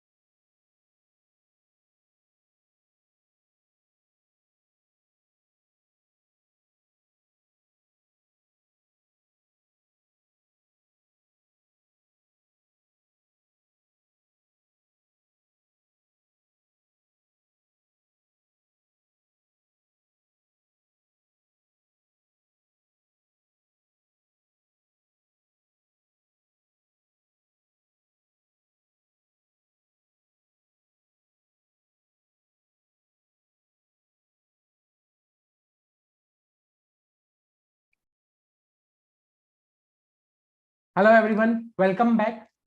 Let's continue the topic. Okay, so we discussed in detail what is management audit basically, okay, and operational issues or management audit issues. Now, let us understand why we require management audit. Why? So, the requirement of the management audit is, like related to the identifications of the errors and, okay, detecting issues with respect to the managerial deficiencies. Now, when I talk about managerial deficiencies, whether the management is able to accomplish their, objective of, that is defined for their role. Okay, it's a need for detecting and overcoming the current management deficiencies. Now, let's say, for example, management deficiencies can be, something like, they are not able to take appropriate decisions, or their decision making is not relevant, or they are, making late decisions. So a management audit represents more on the positive, forward-looking approach, basically that evaluates how well management accomplished their goal, which are there in the organization. Okay, it's basically focused on the management side. Okay, so managerial audit is something, conducted to identify issues before actually the issue develops, or converts into the operational issue. So the audits are conducted beforehand to identify whether the managerial decision making is appropriate or not, so that at the later point in time they should not get converted into operational issues. Okay. Third, it is also a kind of a tool that is used by the organizations or by the stakeholders to understand the capability, the decision making, and the point where the management, like to understand whether the management is capable enough to take the relevant decisions, or what changes are required in the management. So you can say basically, need for management audit is detecting issues and managerial deficiencies. Whereas when I call upon a normal audit, our normal audit is, like statutory audit, focuses upon identification of errors. Okay, a normal audit is identification of errors, but the management audit is identification of issues or errors with respect to the managerial decision making. Now, what assurance we provide in the normal audit? We provide assurance like, the financials gives a true and fair view. That is a normal audit scenario. Okay, my financials provide a true and fair view. But when I talk about a managerial audit, what I provide is an assurance that the management decision making is effective and management is efficiently managing the organizations. Okay, so the decision making is effective and management is efficiently managing the organization. That is the assurance I am giving over here, that the management is accomplishing their objectives or their role. Okay, so management is accomplishing their objectives and their role. That is the assurance I am giving, compared to the assurance that is true and fair view of the financial statement. That's the assurance we are giving in management audit. So operational audit and management audit are complementary and supplementary to one another. Okay, means they are not like that. Okay, if you have conducted one, you cannot conduct other. If you have conducted other, you cannot conduct one. No, they complement each other. They are supplementary, like, one after another. Management good, now conduct operational. Operational good, both good. Like this way. It's not like that you can conduct either or scenario. It's not a comparison of apple versus apple. Again, all three, management, internal, operational, all three are different on their scale. You cannot say that, okay, I had a management audit, I should not go now for the operational. Either or situation never arises in these cases.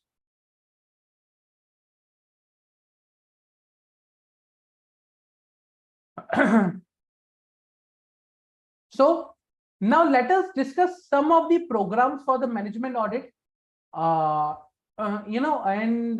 like some of the areas where management audit like are there.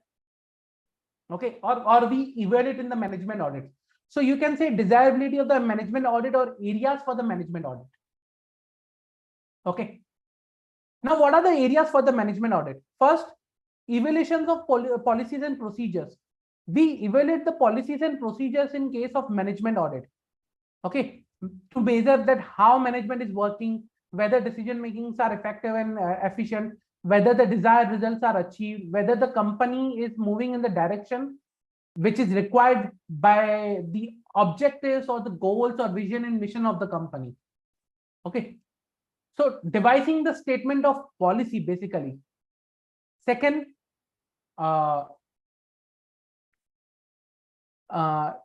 then we need to, after we measure the management performance, we need to identify the management deficiencies with appropriate suggestions should be there.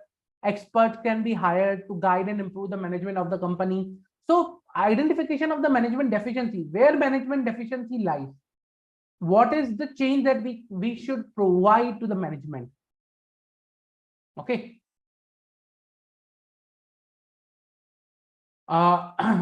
Then identification of the need for the change management. Then identify the issues before it becomes operational and before mergers and acquisitions. Okay, if there is a merger and acquisition or such, transaction, and before that we can also conduct a management audit. Let's say, for example, you want to take over a company or merge a company, acquire a company. Now you want to understand how the company was working with respect to the its management. So you might order a management audit for that particular company. So this is some of the areas where management audit is are conducted. Okay, now generally if I talk about the organizing the management audit, how the step-by-step approach is there. So first we devise a statement of policy that okay, what we are going to look into, the basic structure of the audit, like planning, basic you can say, scoping of the areas. Second, there should be a location of the function in the organization who is looking for the management audit. Means where we are, if we are going to audit the management, okay, at least your function should be located at a place where you should be independent. Today if I want to audit the management and if I report to the management, how can I do independently audit of management? I cannot. If I am situated at a place where I'm not independent, I'm not objective, I'm not free from influence, I cannot conduct an appropriate audit. So location of the function that is performing the management audit in the organization is very, very important.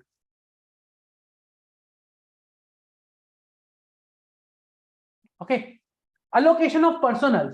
Now, if you want to conduct a management audit, you need to have a personnel, okay, that they possess a good understanding of the audit theory, management audit skills. Today, if a person wants to audit, the management decision making, he should be sound with the principles of the decision making, management decision making. I cannot ask anyone to audit a decision making. See, every decision made by management is based on certain, you can say, based on certain parameters. Till the time the personnel who are performing the audit are not aware about those parameters, how they can perform the audit.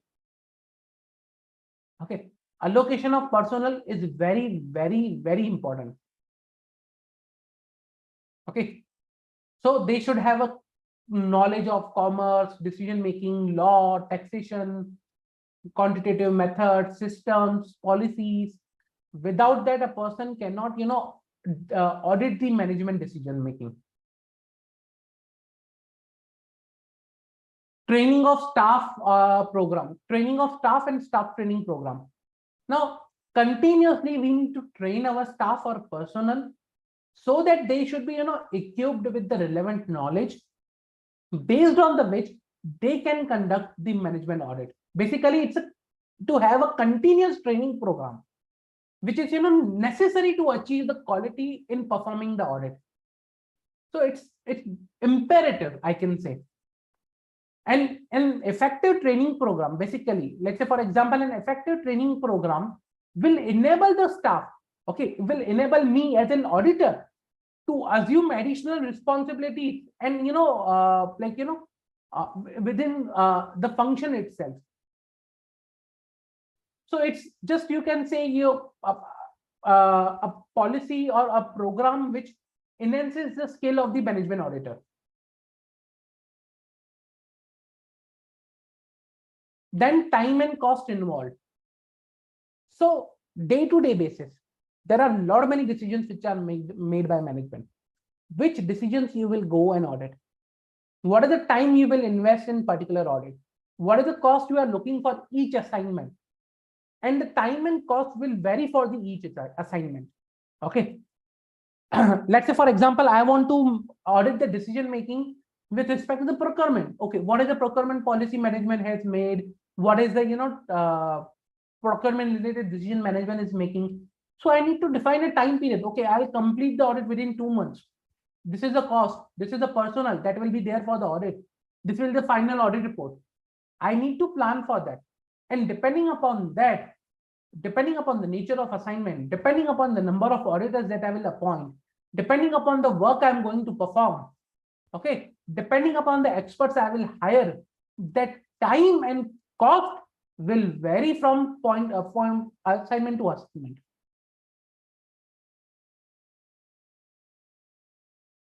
Clear? Then frequency of the management audit. See, if today management makes a policy, it's not like that, okay, tomorrow they will come. No, we made a policy yesterday. Let's change it today. And day after tomorrow, no. That one day has gone. Now this policy is 1 day old. Let's change another policy. No. Decision makings, okay, to a particular area do not change frequently. Okay, so policies and procedures or guidance, it's, let's say, for example, vision and mission of the company. Do the management change vision every day? Today we have a X vision, tomorrow we have a Y vision. No, vision is going to be same. Objective of the company is going to be same. Decision making for a particular area is going to be same for a particular period. That's why it's very important to decide the frequency of the management audit.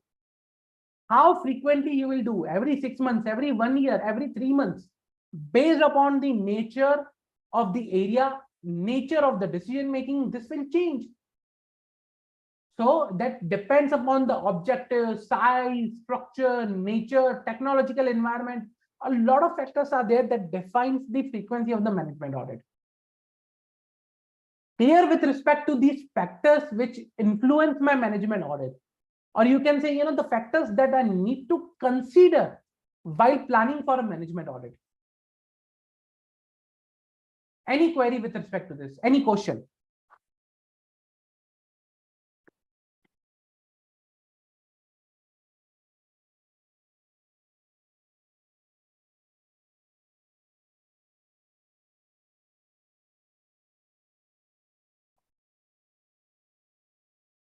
Any question?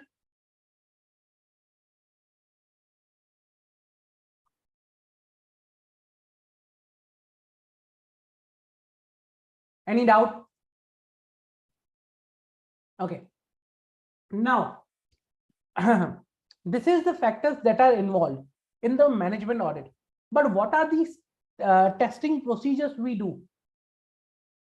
How do we perform the testing? How do we perform the audit at the ground level? Let's say, for example, there is a policy that purchasing is done from new vendor every time.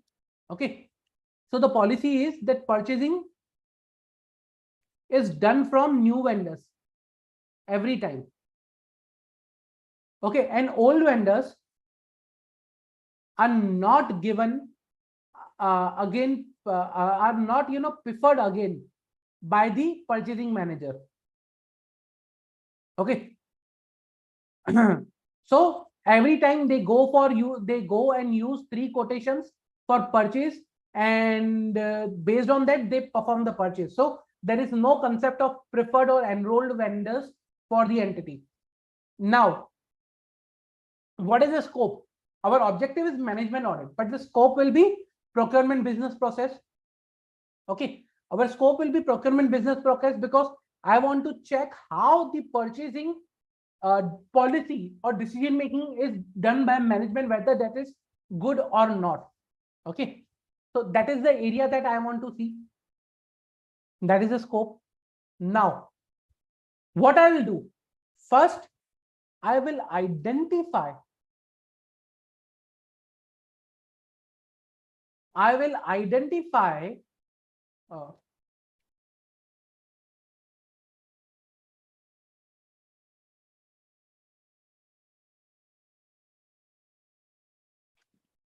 identify the person making, or the management involved in the decision making.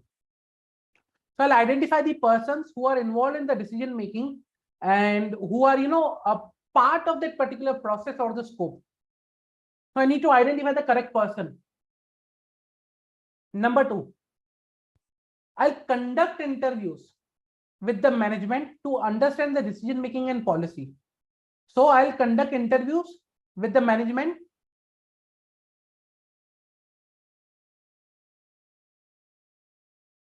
to understand the decision making and policies drafted by them. So I'll conduct detailed interview. I'll be having agenda ready. Okay, this is the interview that I'm going to conduct. These are the questions I'm going to ask. I'll gather the facts. Okay, gather the information that they will provide me in the interview. Let's say, for example, okay, why do you set a policy? Let's say, for example, hypothetical example, go to management with respect to the procurement one. This one.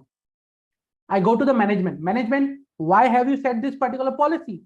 Why you are not using the preferred vendors, rather than having 3 quotations every time for each and every purchase?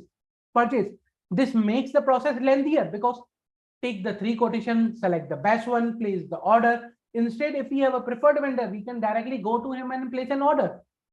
What is the logic behind this? I'll understand all these questions. I'll ask them, what is the background thought of the management behind this policy, or they don't have any background thought. So I'll understand that particular thing. I'll gather the facts. Based on the facts that I have gathered, okay, I will analyze the actual information. I'll analyze the information with the actual policy and procedure. Okay. Now, what do I mean by information, analyzing the information? Let's say, for example, management told me that, okay, they are going with this particular type of scenario. Reason because this is, this helps them to make a quick decision making. I said, okay, so you have made this type of policy so that you can take decisions quickly. Management said yes, but I went back and checked with the policy. And I identified, no, in the case of this scenario, this policy, the decision making is getting delayed.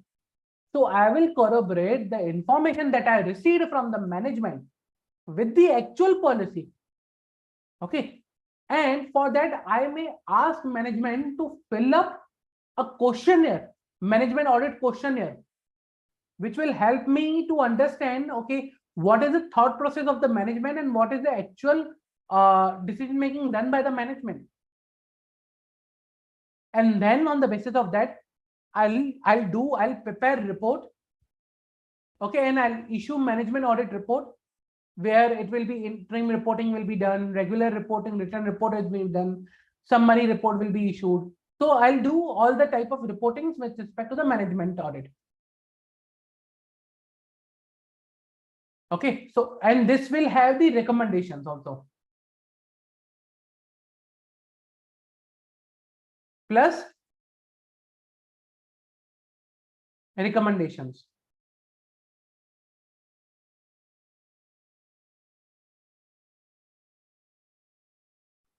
Clear? Any doubt?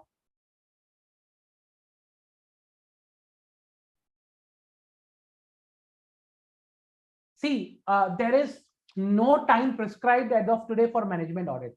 It is a concept. See, it's not based on the legal laws and regulations. We will see some of the areas of proprietary decision making in some time now.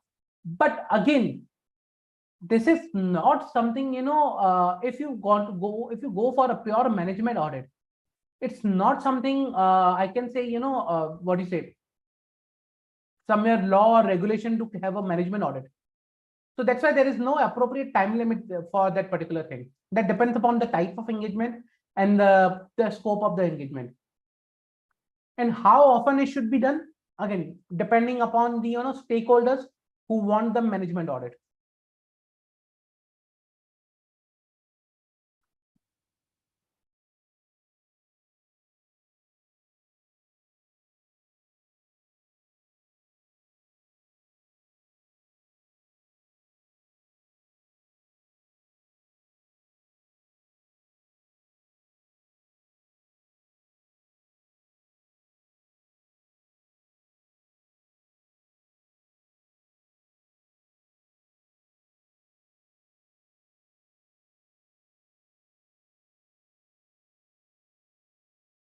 Okay.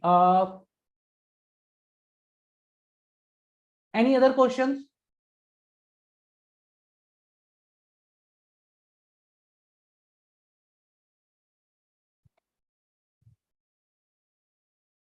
So usually it is said that management audit should be conducted within 3 years. Reason because I'll tell you, and how it is linked. Okay. A management audit should be considered for a longer time frame, but in no case it should be allowed with an interval of exceeding 3 years, and I'll come to that reason why. Okay. When we talk about proprietary points, okay, like management decision making, do you remember any such audit where you report upon management decision making?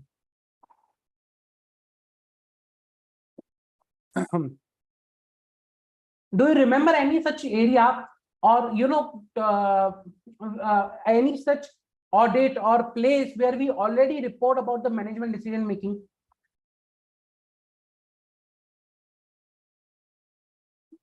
See, till now whatever we have learned, it's based on that. Understand, like in any of the audit, do you report upon the management decision making?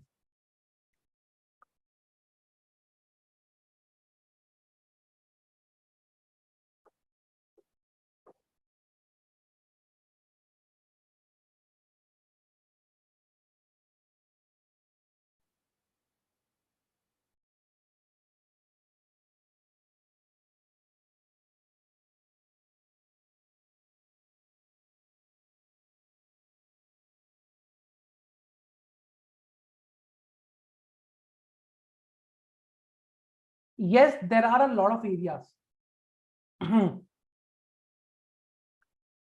where we report upon the management decision making. There are areas. Okay. Let's say, for example, I'll go to the company's audit. I'll go to the section 143.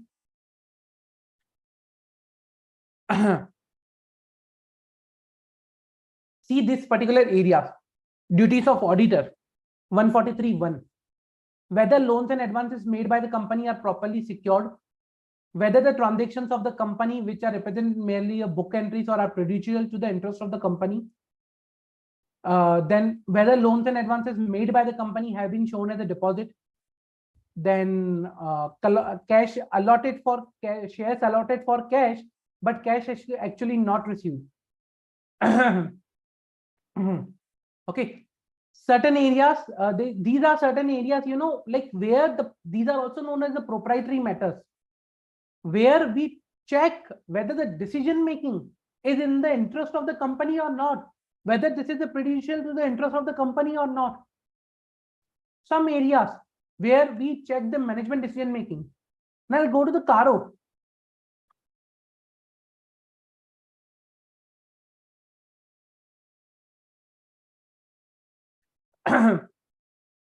When I talk about CARO, whether the plant property and equipment have been physically verified by the management, and at the reasonable interval, whether any material discrepancy has been noticed on such verification.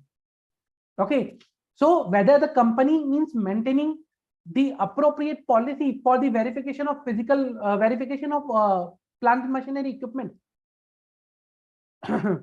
Then same way, Physical verification of inventory. If you see, there are lot many areas in Caro also that talks about management decision making. Okay, that literally talks about, okay, whether these have been complied by the management or not, whether this has been complied by the management or not, whether this particular activity has been, done by the management or not. So for example, I'll tell you one area. Internal audit, whether the company has an internal audit system commensurating with the size and nature of business. So this is again depicts the management policy decision making, whether management has established the internal audit system or not. Whistleblower, whether the management, whether the auditor has considered the whistleblower complaints. But in the LODR also, we saw responsibility of the management to have the whistleblower or vigil mechanisms. So there are lot many areas where the decision making of the management is verified. It's not the directly, but indirectly also. Okay. Not only this, like I showed you Caro and 143, but there are other areas also where the decision making is being checked.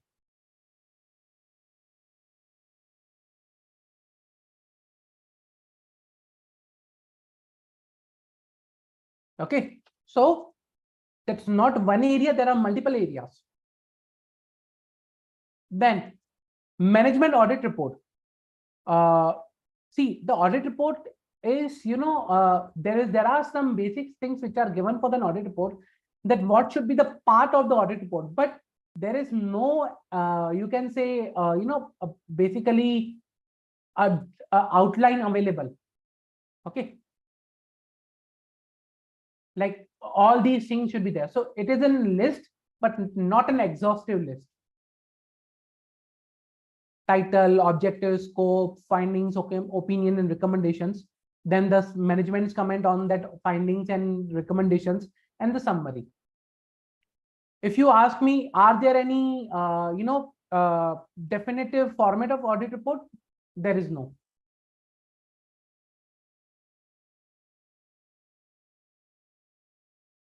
Any doubt?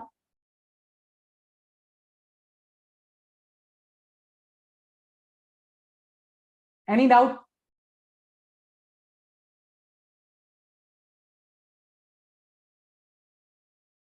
See, it's very critical to understand about the management audit, so that management audit basically deals with the decision making of the management.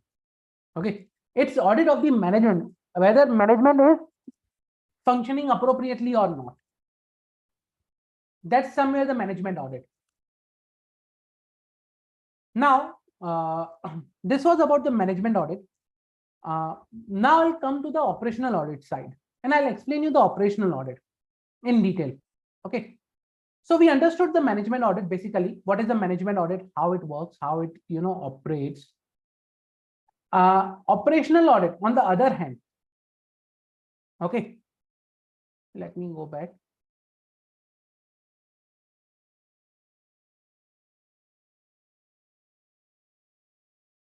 Operational audit talks about the on-ground implementation of this particular, of a particular audit.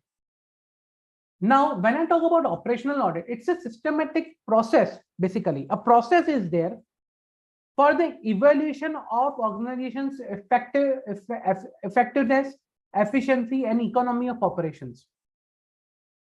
So, management has the policy, okay, and in operational audit, what we do is we identify and we understand whether the policies or the operations of the organization are effective, are efficient, okay, with respect to the economy of the operations. When I talk about economy, means the scale of the operations that are going on, and whether these standard operating procedures and policies are complied with or not.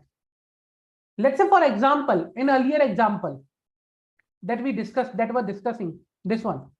Let's say there was a policy that raw material sample verification should have been done, keeping alternate vendors was mandatory, using 2 vendors for big projects was mandatory. Consider that was a part of the policy, but that was not followed. If something being part of the policy not followed, that is an operational issue. Means that the operations are not as per the policies and procedures. They are not effective. Okay. So it's with respect to the operations that are being performed, and they are compared with something that is the policies, procedures, and economy of the operation. So I cannot on a standalone basis compare an operation. Okay. So let's say, for example, this one, project A, the estimated cost was 145, but now I have a 170. So this is the actual performance of 170. I need some basis to compare that 170 is appropriate or not. That's the economy of operations I'm talking about. Once you compare your operations with a particular baseline or a parameter, you will come to know whether those operations are working effectively or efficiently or not. Then you can go and identify whether, okay, this is an issue with relation to the efficiency and effectiveness of the operations, or something a management issue, managerial decision-making issue, which have converted to the operational issue. Okay. So it could be a case that, it was a managerial issue, decision-making issue. Now that has been converted, that has translated themselves or itself into an operational issue. Or it could be a scenario where it's an only operational issue, management issue was not there. So we need to understand the underlying issue, the nature, the thing behind it, and then only you will be able to understand, okay, whether this is area to be covered under the operational audit or the management audit.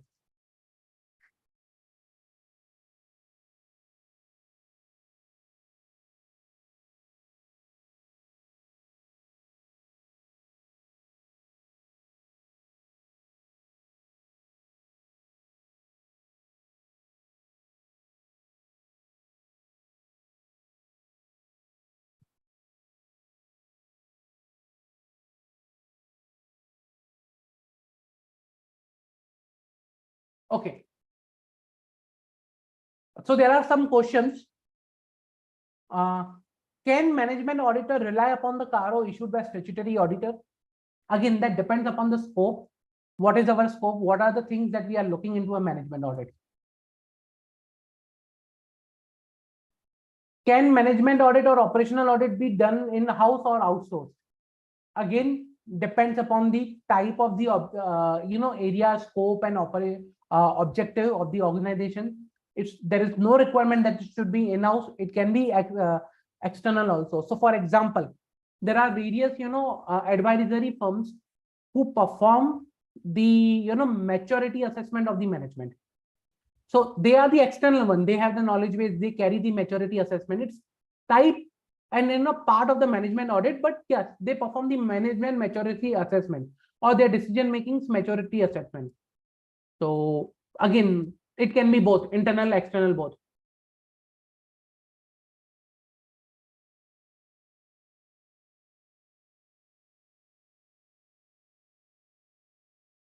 As I told you, like management audit, operational audit and internal audit in the start itself cannot be compared. Apple and oranges. Okay. Now, again, still, I'll just have a highlight on this. Objective of the operational audit is to appraisal and review of operations. Now, when I talk about internal audit is a wider scope. It covers the controls, process, design, and operating effectively or not, or a wider scope. When I talk about internal controls is not a prime focus on the operational audit, but it's there in the internal audit. Function type. So operational audit is a constructive function to provide suggestion for improvement. But internal audit is a protective line of defense. Remember, so it has to be more critical and comprehensive. Nature of function. Operational audit deals in qualitative, but internal audit deals with the quantitative in nature. Means what? When I talk about operational audits are not something that okay, they want to cover each and everything. They will cover in operational audit. There's a requirement that okay, each and every area should be covered in the operational audit. So they focus upon the quality of the operations. They focus upon the how the operations can be improved. Area where there is a quality improvement required. Okay, so if you see, I talk about the quality improvement in operational audit. I talk about okay the quality of the operations. When I talk about the internal audit is pure my line of defense, protective function.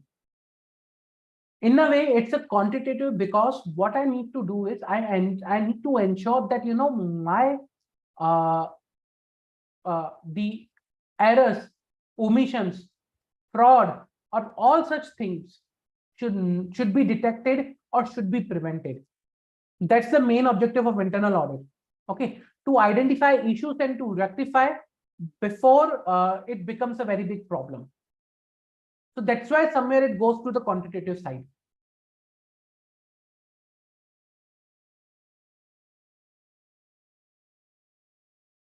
Now, again, type of operational audits, functional audit can be there, organizational audit can be there, assignment audit, special assignment can be there. So when I talk about functional audit, it relates to a particular function. It can be procurement, it can be purchasing, sales, marketing, inventory, fixed asset, treasury, reporting, financial statement closures, XYZ, any function, pick up any function, HR. So functional audits can be any function related. Organization covering all the functions. Special assignment, a special area even in the function. Let's say hiring of new person. I want to see operations at the hiring of new person, not the whole HR, but a particular area, specific assignment for a specific period. It can be any specific parameter for that. So there are three types of basically majorly operational audits: functional, organizational, and special assignment.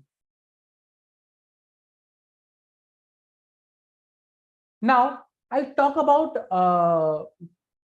the qualities of an operational auditor or the skills that he should possess.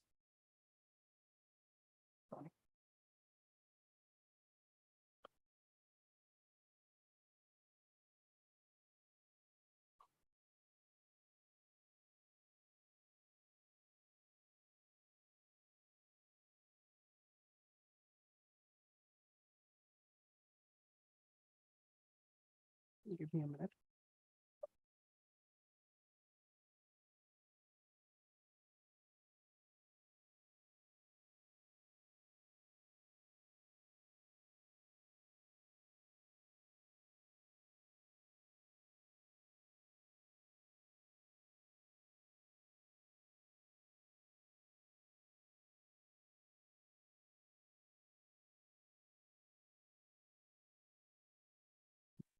Just a second, I think there is some.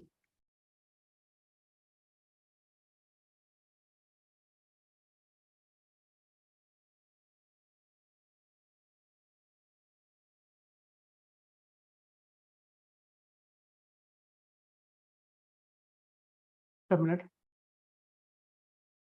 I think there's some issue. Okay.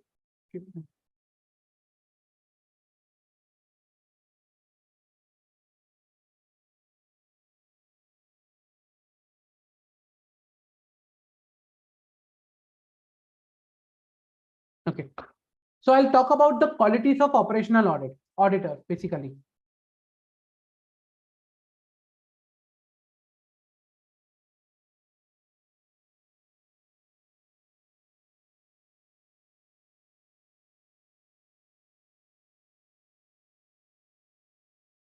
Now, when I talk about operational auditors, they are required to have knowledge beyond their finance and accounting. So knowledge beyond finance and accounting is required. Why? Because let's say, for example, I'm going to audit procurement. I need to have a detailed knowledge of procurement. I need to have a detailed knowledge of HR if I'm going to audit the HR function. So in a functional audit, I need to have a knowledge beyond finance and accounting. And each and every process, it doesn't run with the finance and accounting. Let's say, for example, procurement. They should be good at, let's say, for example,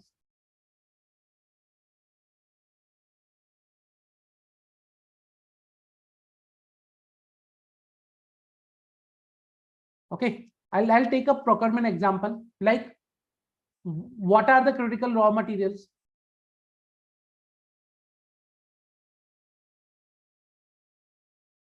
What is the time to procure them? Okay, what is the life cycle basically? Life cycle, okay, or holding period.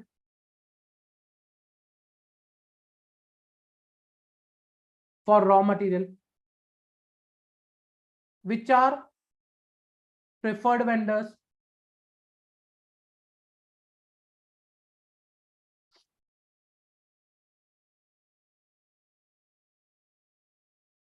what is the price of raw material in market. Very important reason, because let's say, for example, you are purchasing any metal, copper, steel, aluminum, the price fluctuate with respect to the London. Some of the people have their price pegged to the London Metal Exchange, LME. Okay, so if the price in the London Metal Exchange is having, of it's at, let's say, for example, price of a copper in London Metal Exchange per kg 900 rupees.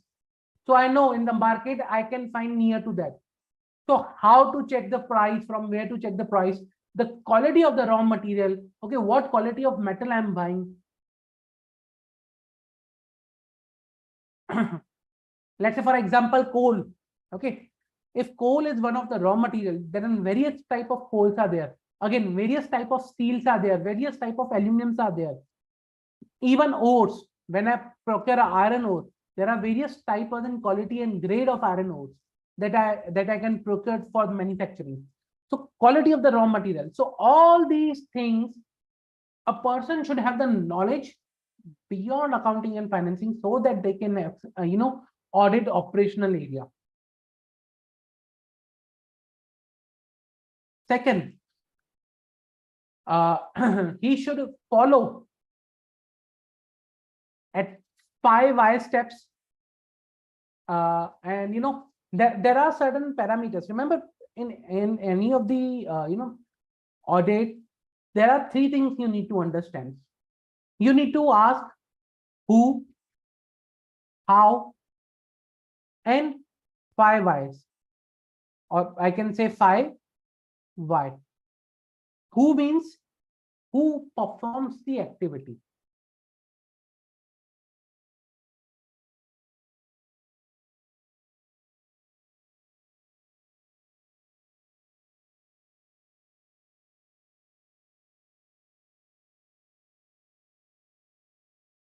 Who performs the activity.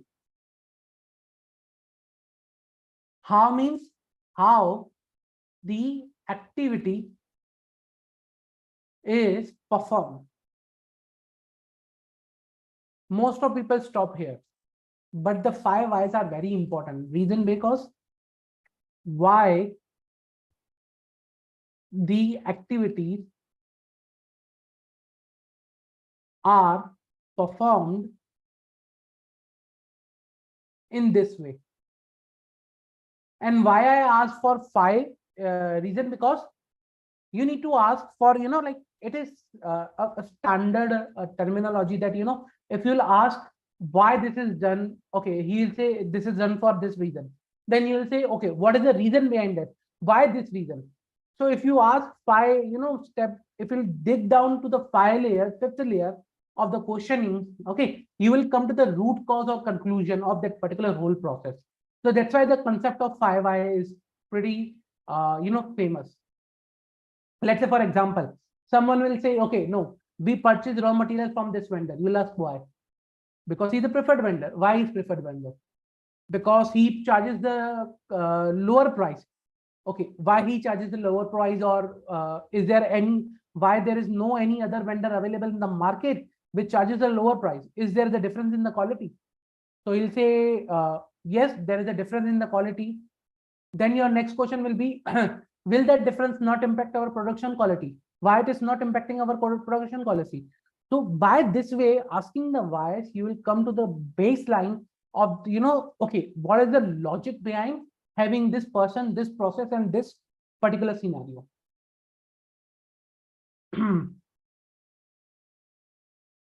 Then the next area is, or the skill that is required is, he should be collaborative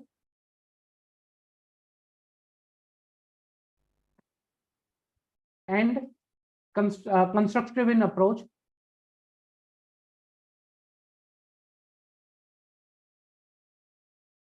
Collaborative means he should collaborate with each and everyone. It should not like be, feeling that, okay, he's going to audit us, our operations, he's superior than us. No. Collaborative and constructive in his approach. Okay. So he should provide, the feeling of cooperation, and he should be constructive in the, you can say, suggestions. Cooperative and constructive in suggestions. For example, constructive in suggestions means, okay, you can say to a person that, okay, you are doing this wrong. Or you are saying to a person, you could do better in this way. This is good. Like, rather than saying you are doing wrong, saying that, okay, this is okay, but you could do better if you do this way. Or what about, have you thought about, doing in this way, it might give you more results. Something like that, that's the constructive suggestions. So these are certain qualities that the operational auditor should have.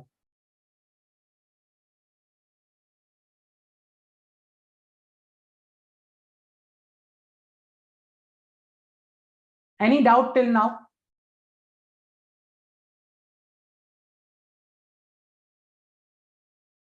Any doubt?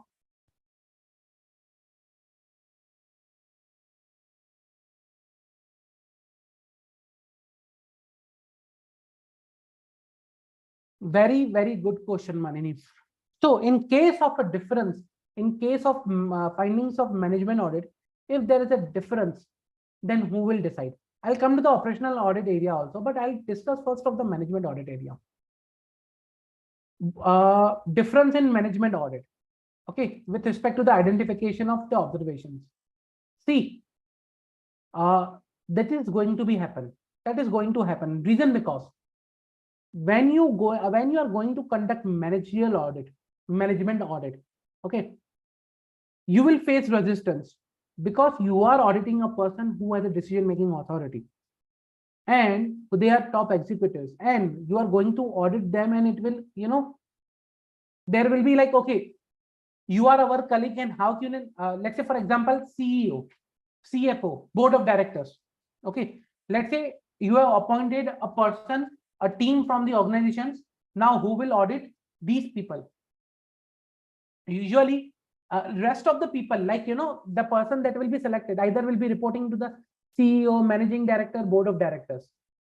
Then they will have a feeling, okay, our colleagues are auditing us. Our staff who used to report to us, now they will audit us.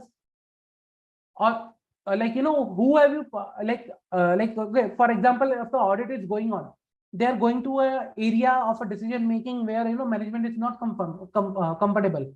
They can just say them, okay, like, we do not authorize you to go into this area. Why you are going into this area? So who authorized you to look into this area? So something like that. A lot of resistance will come, and that happens in the management audit. Yes. So the conflict between the management auditor and the other personnel, because, they say, okay, you don't have that much authority to audit the management. Okay.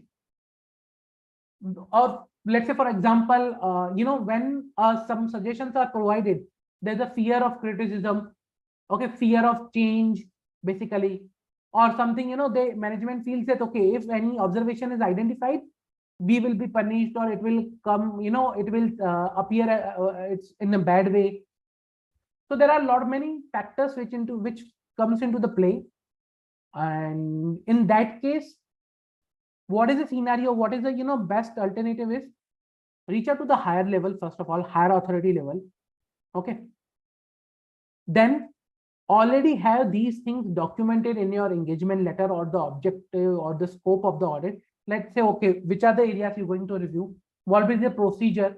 What are your powers and authorities? What access of the information you will have? All these things. Okay. Then conduct your review in such a way that it should be minimum interference with the day-to-day operations or management operations. Okay. Keep informed everyone, provide constructive feedbacks to everyone, draft your report appropriately, discuss in detail,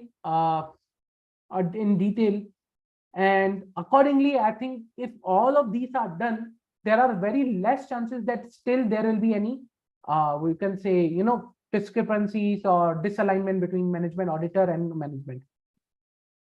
Same way for the operational audit.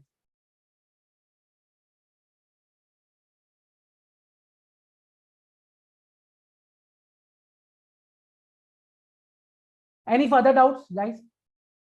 So there is one question: internal audit and the operational audit are same? No, there is a difference.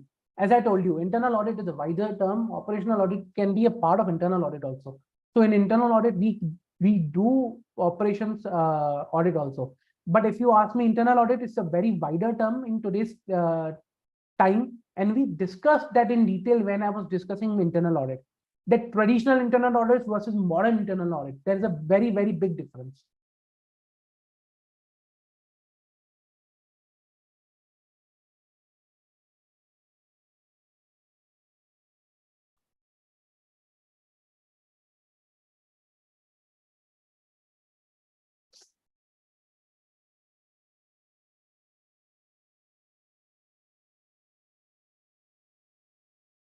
Any further doubts, guys?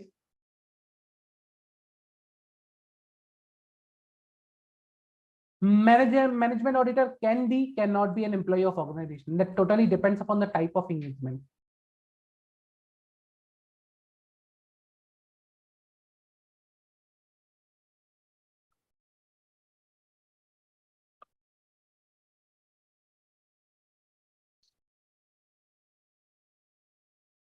Okay, let us see a question here. Employees of ABC Limited, employees of ABT Limited have to travel frequently for business purpose. Okay, for business purpose, and so the company entered into a contract with DEF Limited DEF Travel Limited for managing booking and cancellation of other cancellation and other services that are provided by the that particular entity and required by the employees. So they entered into a contract with DEF Travel Limited for managing booking, cancellation, and other service required by their employees. As per the contract terms, DEF Travel has to raise its monthly bills for the ticket booked or cancelled during the period, and the same were paid by the ABC Limited within 15 days of billing. The bill raised by the DEF Travels was of huge amount. So the management of ABC Limited decided to get an audit conducted of the process followed for the booking and cancellation of the ticket, verify the accuracy of the bills raised by the travel agency. Okay.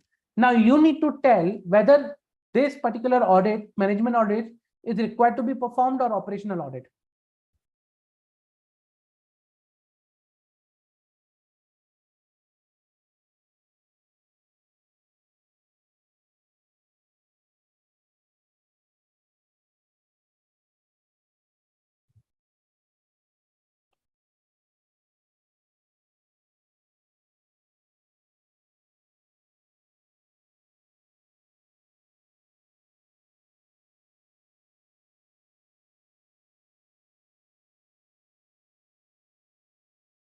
Correct, Manini?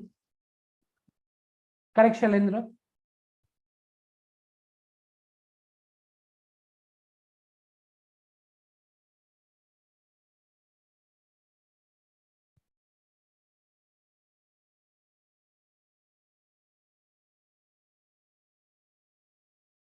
Correct, Aniket?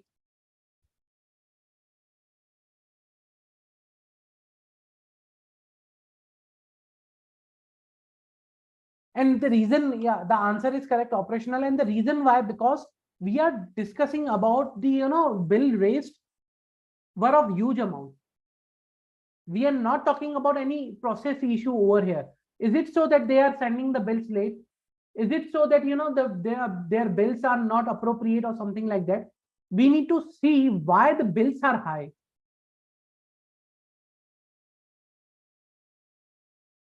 That's why, if we need to see why the bills are high, policy is there that DEF Limited has to, books the travel and cancel the travel for the employees.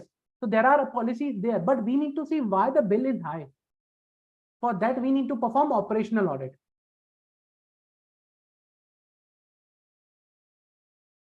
Okay, let me have one more question. PQR Limited was engaged in manufacturing of steel and iron rods. Okay, so the company was engaged in manufacturing of steel and iron rods. Okay, the company has been facing the following issues.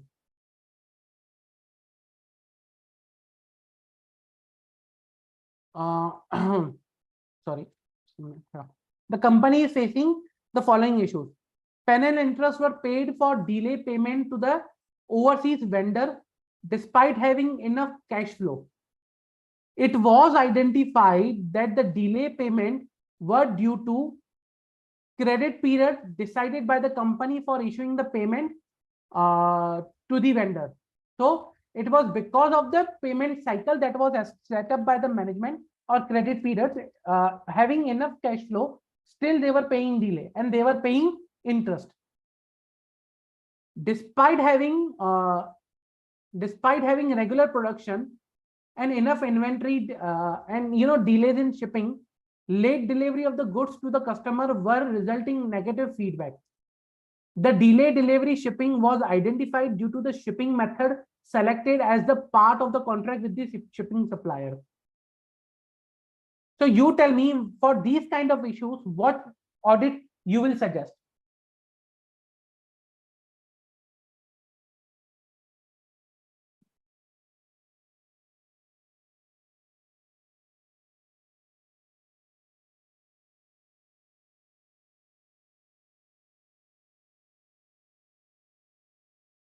Which kind of audit you will suggest here?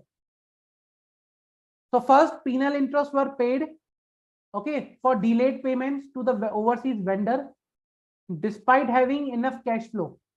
And this was because you can say, because of the credit policy that the company management decided was of such nature that, there was a delayed payment.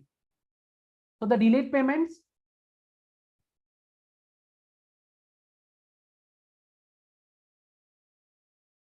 were because of the credit period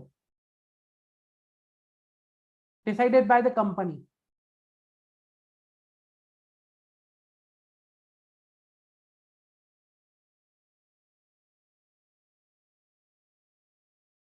Correct, Manini, correct, Sumit, correct, Shailendra. This will form management audit. The second one will also fall for the management audit. Reason because the shipping method was selected as a part of the contract with the shipping supplier. And because of that, there was a delay, there was a late delivery of the goods. So it talks about the decision making of the management. Clear?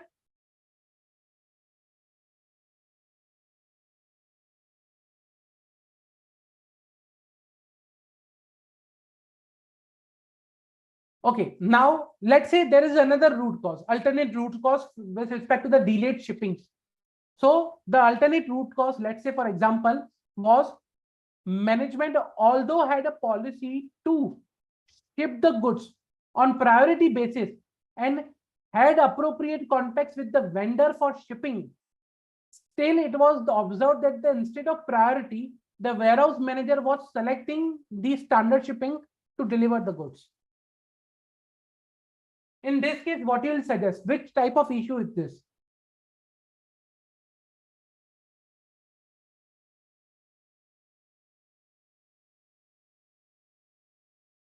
In this alternate root cause, what do you think? Which type of issue is this?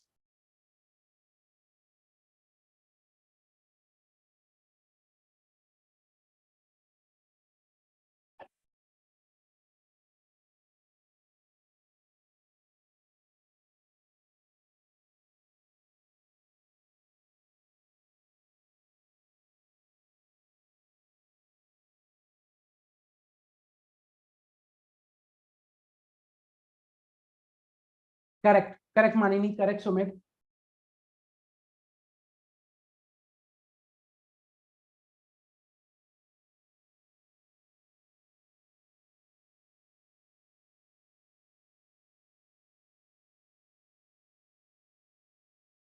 Correct, Shailendra. Yes, this is an operational issue because the policies were not implemented.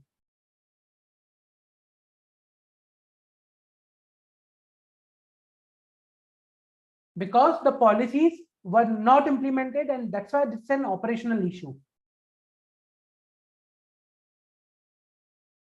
Okay. So I hope now it will be clear what is an operational related, what is a management related. Any doubts?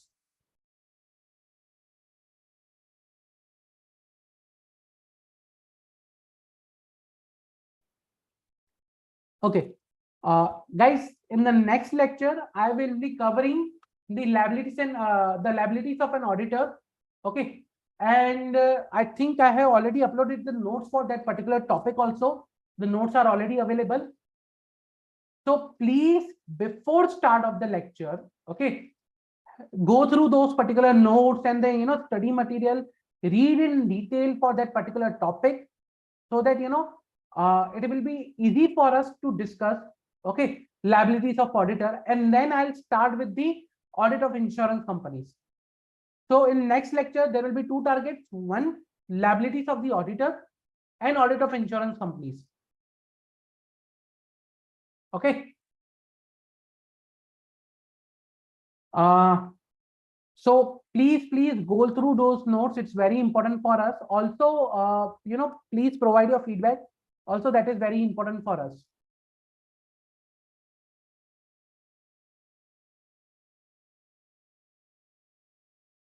Okay. Okay.